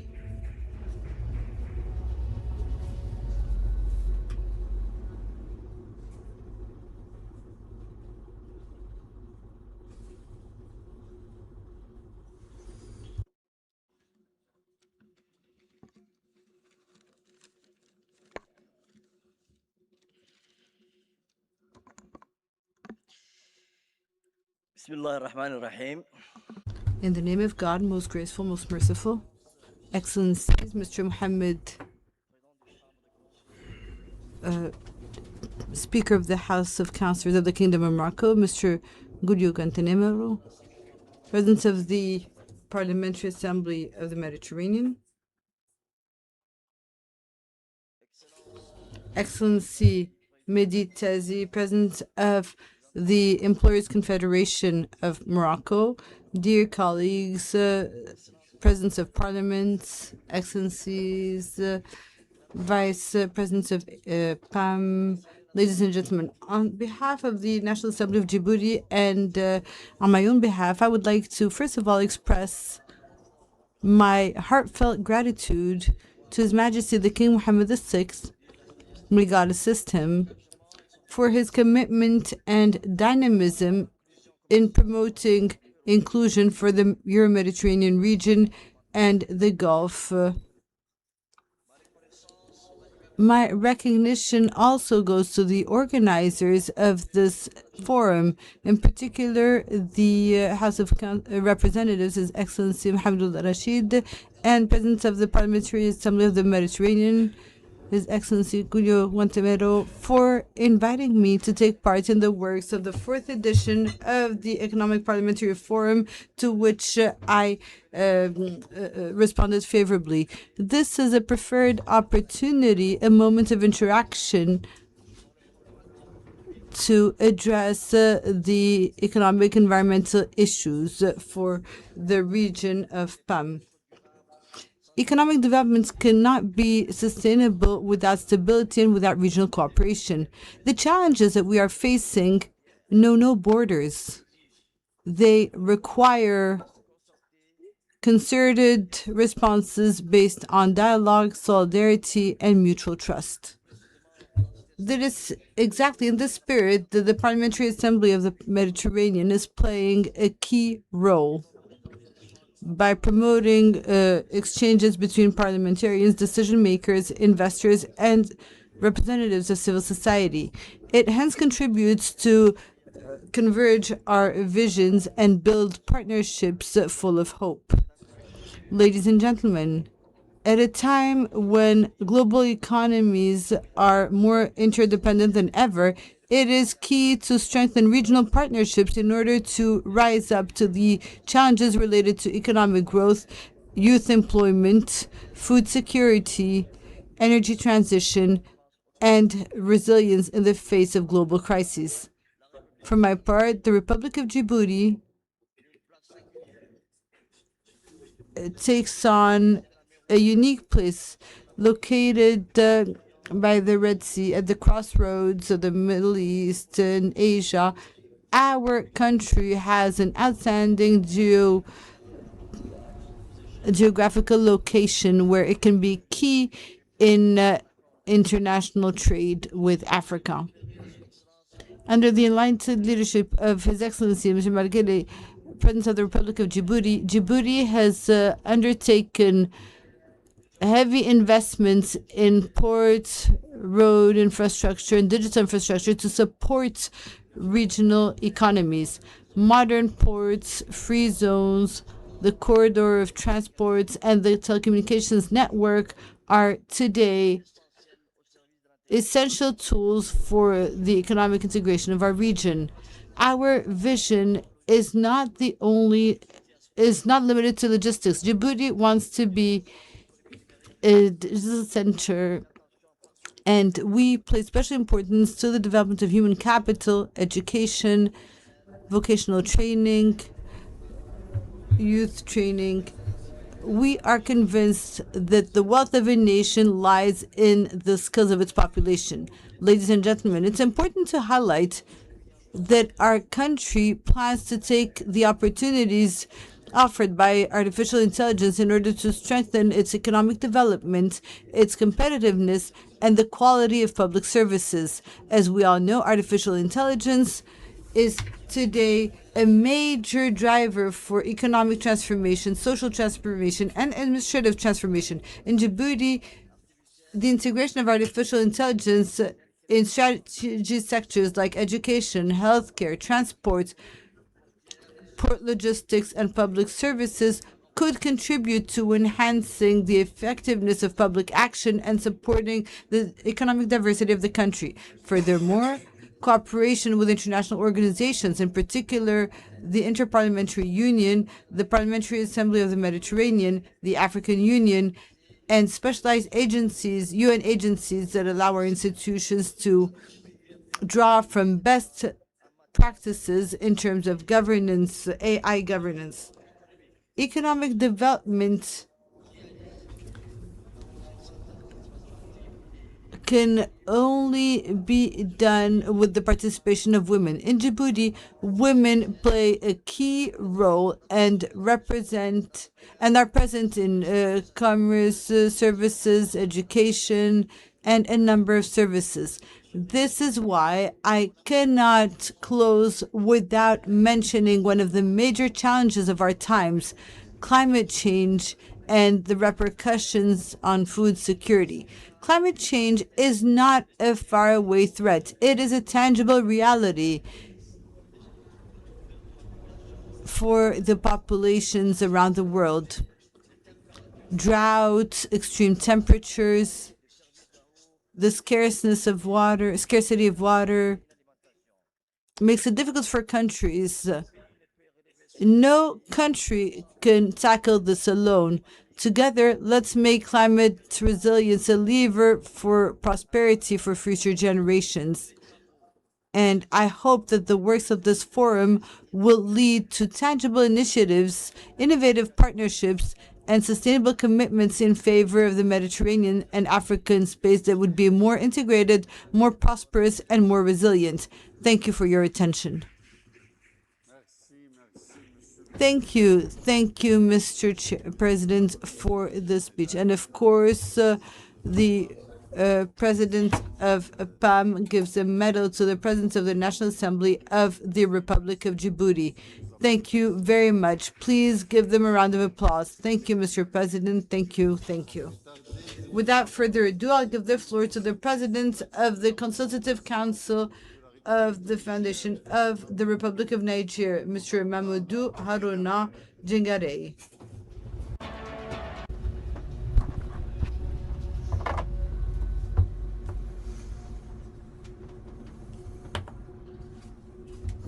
In the name of God, most gracious, most merciful, Your Excellency, Speaker of the House of Councillors of the Kingdom of Morocco, Your Excellency, the President of the House of Representatives of the Kingdom of Morocco, distinguished Presidents of the PAM, Your Excellencies, the Speakers of Senates, Shura, and Parliamentary Assemblies, Your Excellency, the Honorable Ministers, Honorable Representatives of international and regional organizations, distinguished ambassadors and heads of technical and financial institutions, distinguished guests, ladies and gentlemen, all protocols observed. Allow me, before starting my remarks, to send you the greetings and share with you the greetings of His Excellency, the President of the Republic of Niger, General Abdurrahman Jani. Allow me also to express on behalf of the Consultative Board that I chair and the high authorities of the Republic of Niger our deep gratitude to His Majesty King Mohammed VI for the, may God assist him, for the high patronage granted by His Majesty to this important forum and for the invitation sent to our council to take part in this prestigious forum. I would like also to express my sincere thanks and congratulations to the Kingdom of Morocco, to the House of Councillors, and to the PAM for the excellent organizational measures taken for this fourth edition of the Marrakech Economic Forum for the Mediterranean, Euro-Mediterranean, and Gulf regions. The convening of this forum in the prestigious city of Marrakech reflects the importance of the institutional and parliamentary dialogue to promote closer ties between people, states, and the regional spaces that we represent. The world is experiencing a period that is marked by a number of crises and upheavals, the energy challenges, the climate change, the economic disparities, and the economic pressures mean that we have a greater responsibility to address these challenges. International cooperation, political dialogue, and solidarity between nations are key levers to build or to come up with common sustainable responses. The Republic of Niger, which has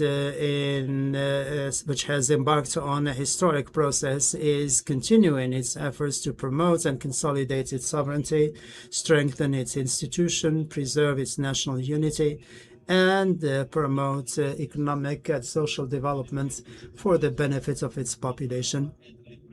They should be the first, the beneficiaries of the resources of Niger. The Council, as a national institution, is accompanying this dynamic, institutional dynamic, and is contributing to promoting dialogue and social cohesion and national stability. Ladies and gentlemen, Africa represents today a space of opportunity, major space for opportunity. We have major human natural resources and farming and mineral resources. But the aspirations of our people mean that we need more structural investments, transfer of technology, equitable partnerships, and a world system that is more inclusive and that is fairer. The Euro-Mediterranean and Gulf regions have to promote a contribution that is beneficial for all, based on the sovereignty of states, the trust, mutual trust, and shared development. Niger and the Confederation of the Alliance of the Sahel States is open to a win-win cooperation with all the countries in the world. That is why we salute and commend this parliamentary initiative that offers us a privileged platform for economic, strategic, and human interaction.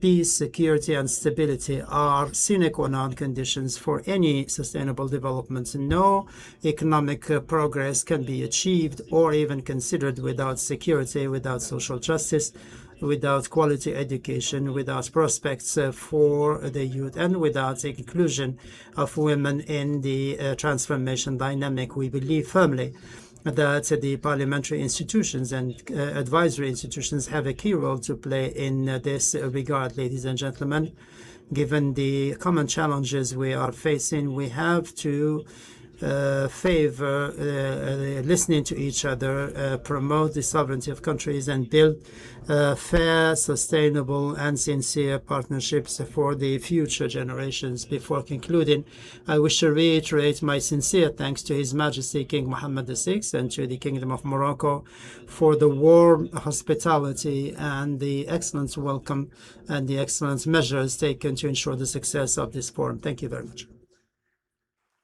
Merci, Monsieur Mamoudou Harouna. Thank you, Mr. Mamoudou Harouna Djingade, President of the Consultative Council of the Foundation of the Republic of Niger.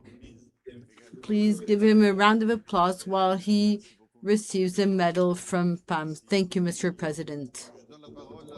I will now give the floor to Mr. Mamadou Satige Yakete, who was President of the Council of Collectivities of the Republic of Mali. Mr. President, please give him a round of applause.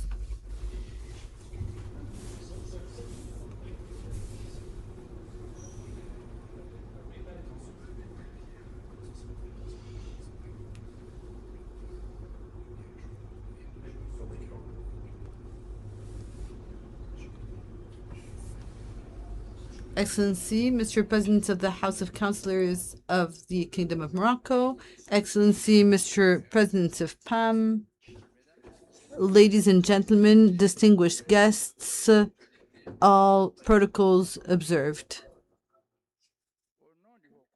On behalf of the High Council of Collectivities and all of the territorial collectivities of Mali, I am honored to take the floor at this prestigious event. I would like to address my fraternal greetings and gratitude to the organizers of this forum for their warm welcome that they gave my delegation and myself ever since we arrived to Morocco.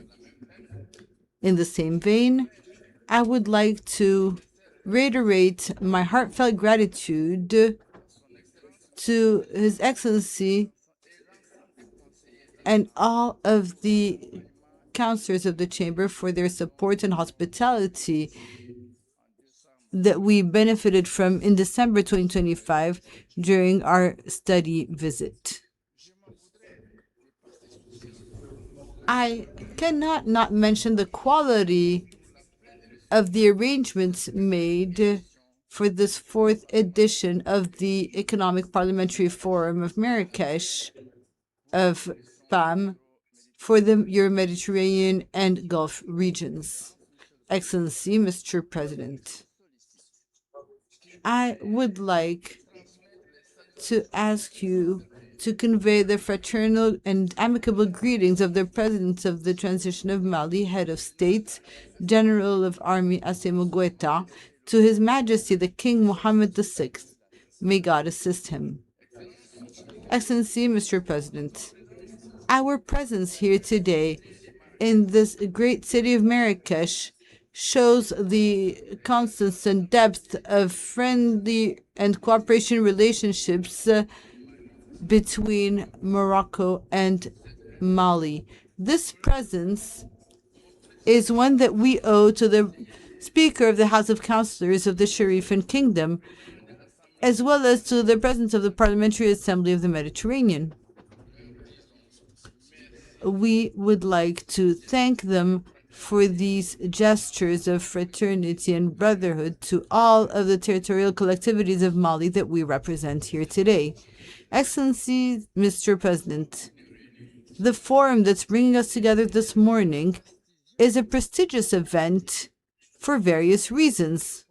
Placed under the high patronage of His Majesty the King Mohammed VI, may God assist him.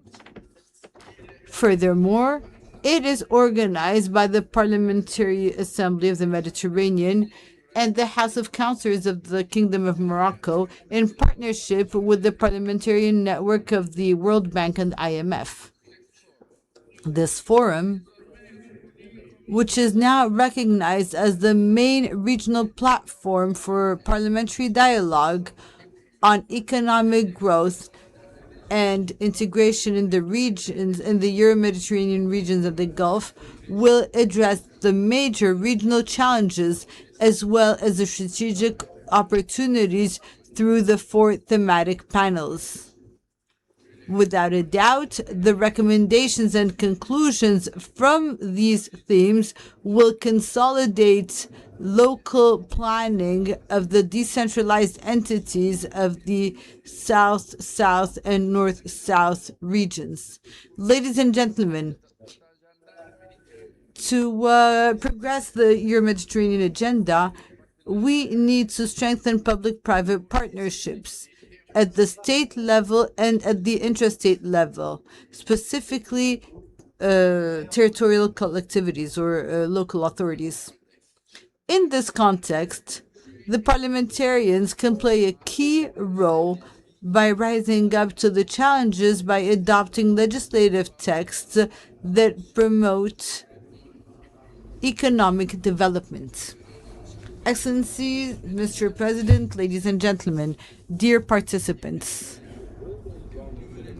I would like to reiterate my heartfelt gratitude to His Majesty the King Mohammed VI. May God assist him for ease of access to the Atlantic granted by the Kingdom of Morocco to the Confederation of the Sahel countries, which my country is a part of. I would like to close by reiterating my gratitude to the organizers of this forum. Thank you for your kind attention. Thank you.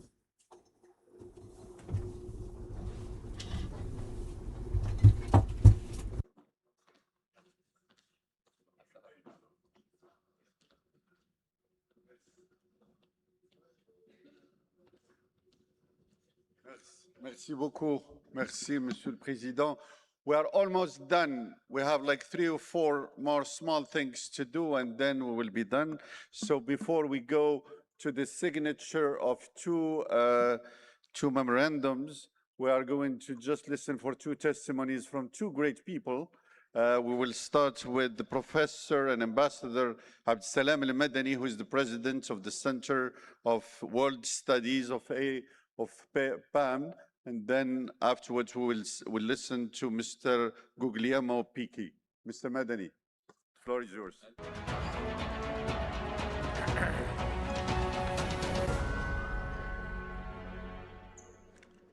Thank you, Dr. Haddad. I'll do my best.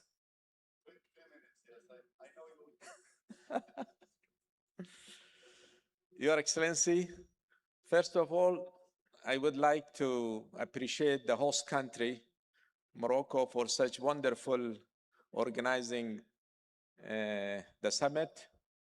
We appreciate on behalf of CGS that your hospitality and kindness. Before I go to the main topic, which is about the human capital, that's what they requested me to talk, I'm just brief about the CGS, which we reached till now within the 3 years. I don't think any non-profitable organization could make it. We did, within these 3 years, a lot of achievement, including the several report which has been worked closely with United Nations, Security Council, and other European and other international organizations, which we reach today in education, in economy, in anti-terrorism, and many other aspects, which thanks to our team and CGS and PAM to deliver such kind of report. Plus the internship, more than 166 young students we support in our center and ongoing. When we talk about the human capital, we are talking about the people.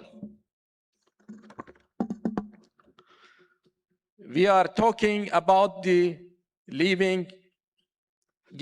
about giving the young people the knowledge, skills, opportunities they need to build successful lives and contribute to their community and their country and their home. Today, our region has millions of talents, young people. They are ambitious to the very important to find a job. It is not easy.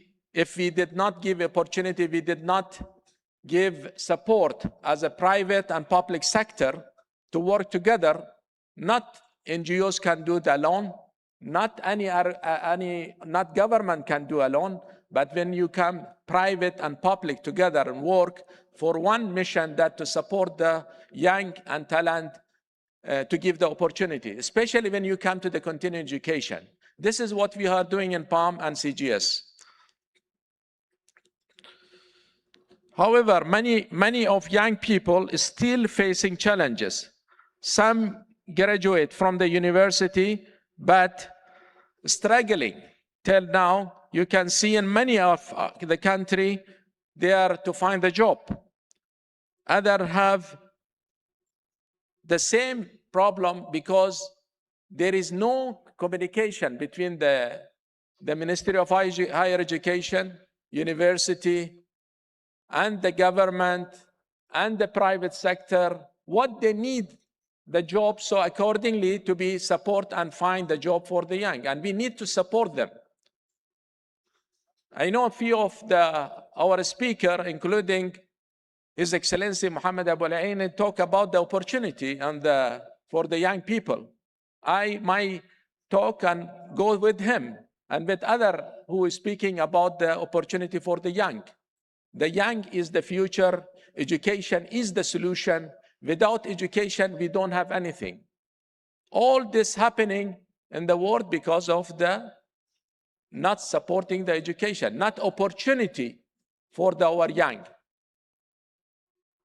In UAE, United Arab Emirates, more than 202 nationalities living peacefully together have opportunity to have for their children the education, health, insurance, support, and the job opportunity.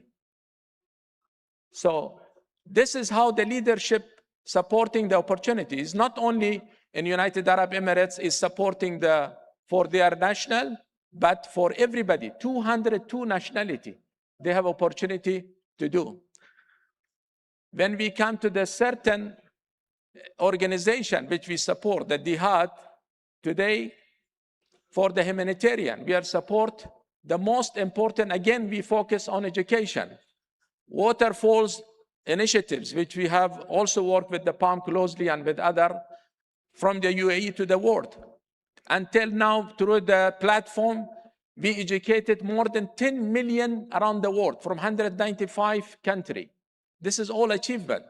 So either better to focus on education and find through the professional training to find a job. This is the best. When you have education, you don't have any other problem. So focus on education, and it is the best to be work together, private, public, and non-NGOs together to find a job, to support the education. Education is the best. Thank you very much. Thank you very much. Thank you, Ambassador Abdsalam. Thank you. It's always a pleasure to hear. Yes, I know. We have. It's been more than a pleasure to listen to you. Thank you very much. Thank you very much. So the last speaker for today, before we are going to move to the signature of the memorandums, is Professor Guglielmo Picchi, Presidente dei Servizi Assicurativi del Commercio Estero, SACE.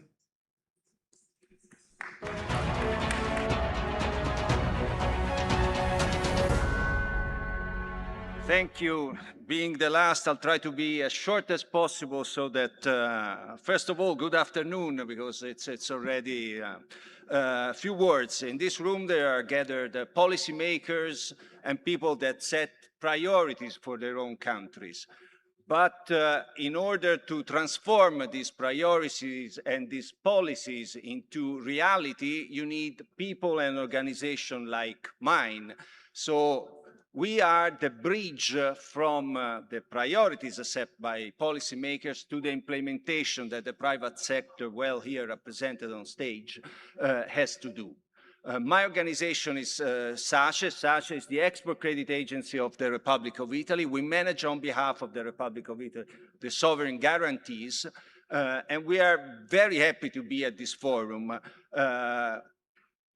So thank you to my friend Giulio Centemero for having invited me and to explain what we do. Basically, as you know, Italy has the Mattei Plan for Africa, is very active around the global Mediterranean, which means from the Atlantic to the Indo-Pacific. And we want to promote trade and economic cooperation between Italy and all the countries that are here with a concept of togethership, partnership, a partnership among equals, which means you could be small, bigger than us. We want to act with you in the same way. The Italian Parliament approved the budget for 2026 for 74 billion euros. We need to use them to realize, to implement all the projects that you policymakers are ruling in your own parliaments and home. So we are here for being open for business, to implement your ideas with always one concept.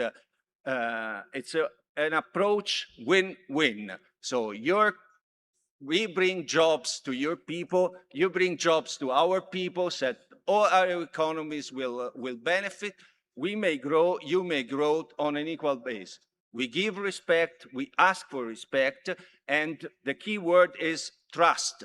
Trust is a perishable goods. We need to renew it always on a daily basis. We are here open for business. We are in the area. We are happy to cooperate and to foster your development. And thank you for this platform, which is a great platform to do business all together and to make sure that the ideas then go to the people in an economic, positive way. Thank you. Thank you, Mr. Picchi. Thank you very much. Please, please, please. Thank you. Of course, well-deserved medal. Please, great applause to Professor Piki. When I told you that he was the last speaker, I misspoke. So there is one post-last speaker, but he's going to do the conclusion for everything. And then his name is Mr. Dejan Dujrovic, who is the chief of the delegation of Montenegro with the PAM. Please have the floor. Thank you very much. Conclusions. Vaše ekscelencije, poštovane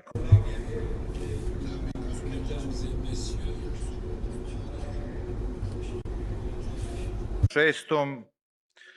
Prvo, želim da predsjedniku iz Maroka večeras... First of all, allow me to congratulate and extend my deepest gratitude. Prije svega, dozvolite mi da...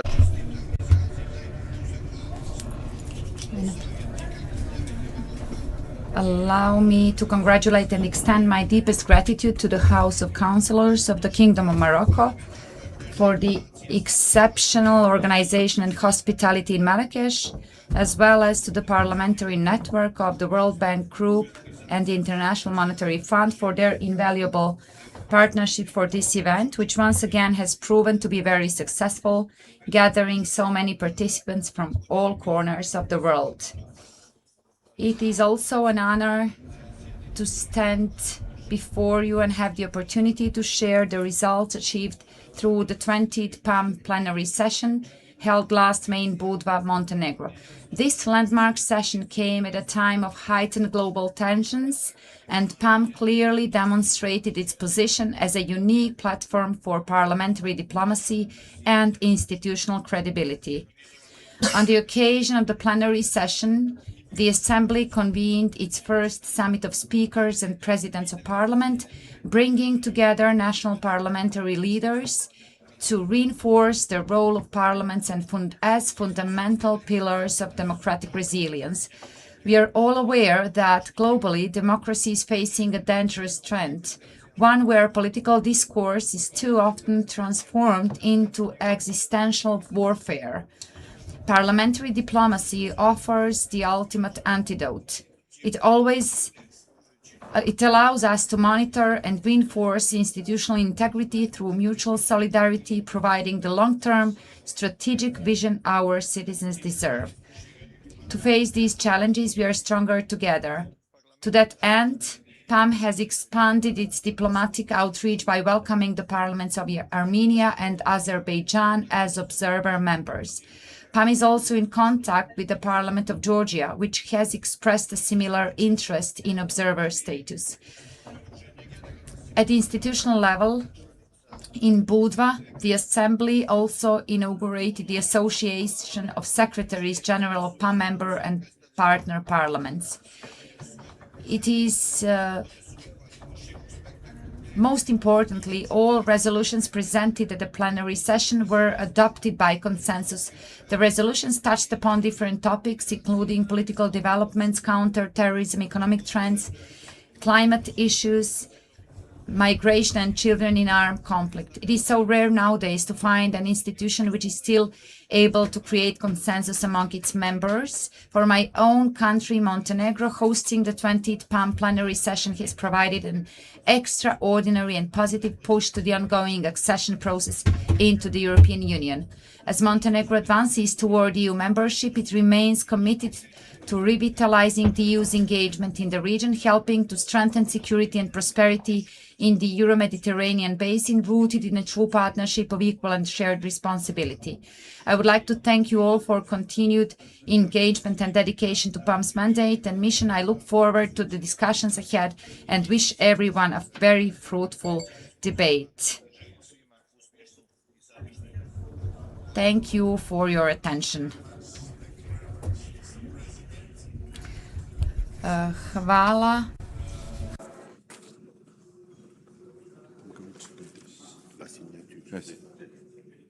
I'll do this both. And then you give the third one. Okay. سنمر الآن للتوقيع على مذكرة. And now we will go through the memorandums of understanding on parliamentary action between the House of Councillors in Morocco and Parliament of the Economic Community of West Africa. I would like to invite Mr. Rashid and Madam Haja Mimunatu Ibrahima, Speaker of Parliament of ECOWAS, to come to complete the formalities of the signing of this protocol, this memorandum of understanding. This initiative embodies the depth of the historic and human relations between Morocco and Africa, as well as the shared desire to anchor and enshrine the economic and historic ties that His Majesty the King Mohammed VI, may God assist him, continues to strengthen. This memorandum of understanding is a new block in developing the partnership between Morocco and West Africa, as well as institutional framework for enhancing parliamentary cooperation to share experiences and best practices. Please give them a round of applause, ladies and gentlemen. Thank you. Thank you to the honorable presidents. And before giving the floor to Sergio Piazzi, we will listen to a declaration concerning the launch of the first interactive forum for parliamentary diplomacy and South-South dialogue relating to Africa. This interactive forum will take place in Morocco between June 29th and July 4th, in the presence of a large number of delegations representing our brotherly countries from Africa. So, for the parliamentary diplomacy and South-South dialogue, the last signing of an agreement between PAM and our organization. To invite His Excellency President Al-Rashid and President Centemero to go to sit at the desk, because we will sign now a joint declaration on the launch of the structuring project of the Marrakech Economic Parliamentary Forum for the Euro-Mediterranean and Gulf regions. You see, this is the 4th edition. It is grown exponentially. It has become one of the most important parliamentary economic events on the international agenda, and there is the need to structure it, to make it something that will contribute in the year to come.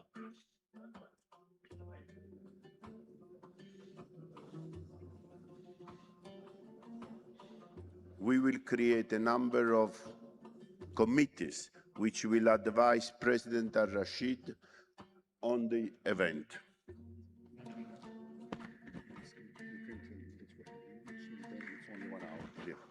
Now, I thank President Rashid and President Centemero. Now I invite to go out from the room. There is a family photo, and then immediately after there is a lunch, 1 hour lunch, and then we resume the session. Thank you very much. On the left.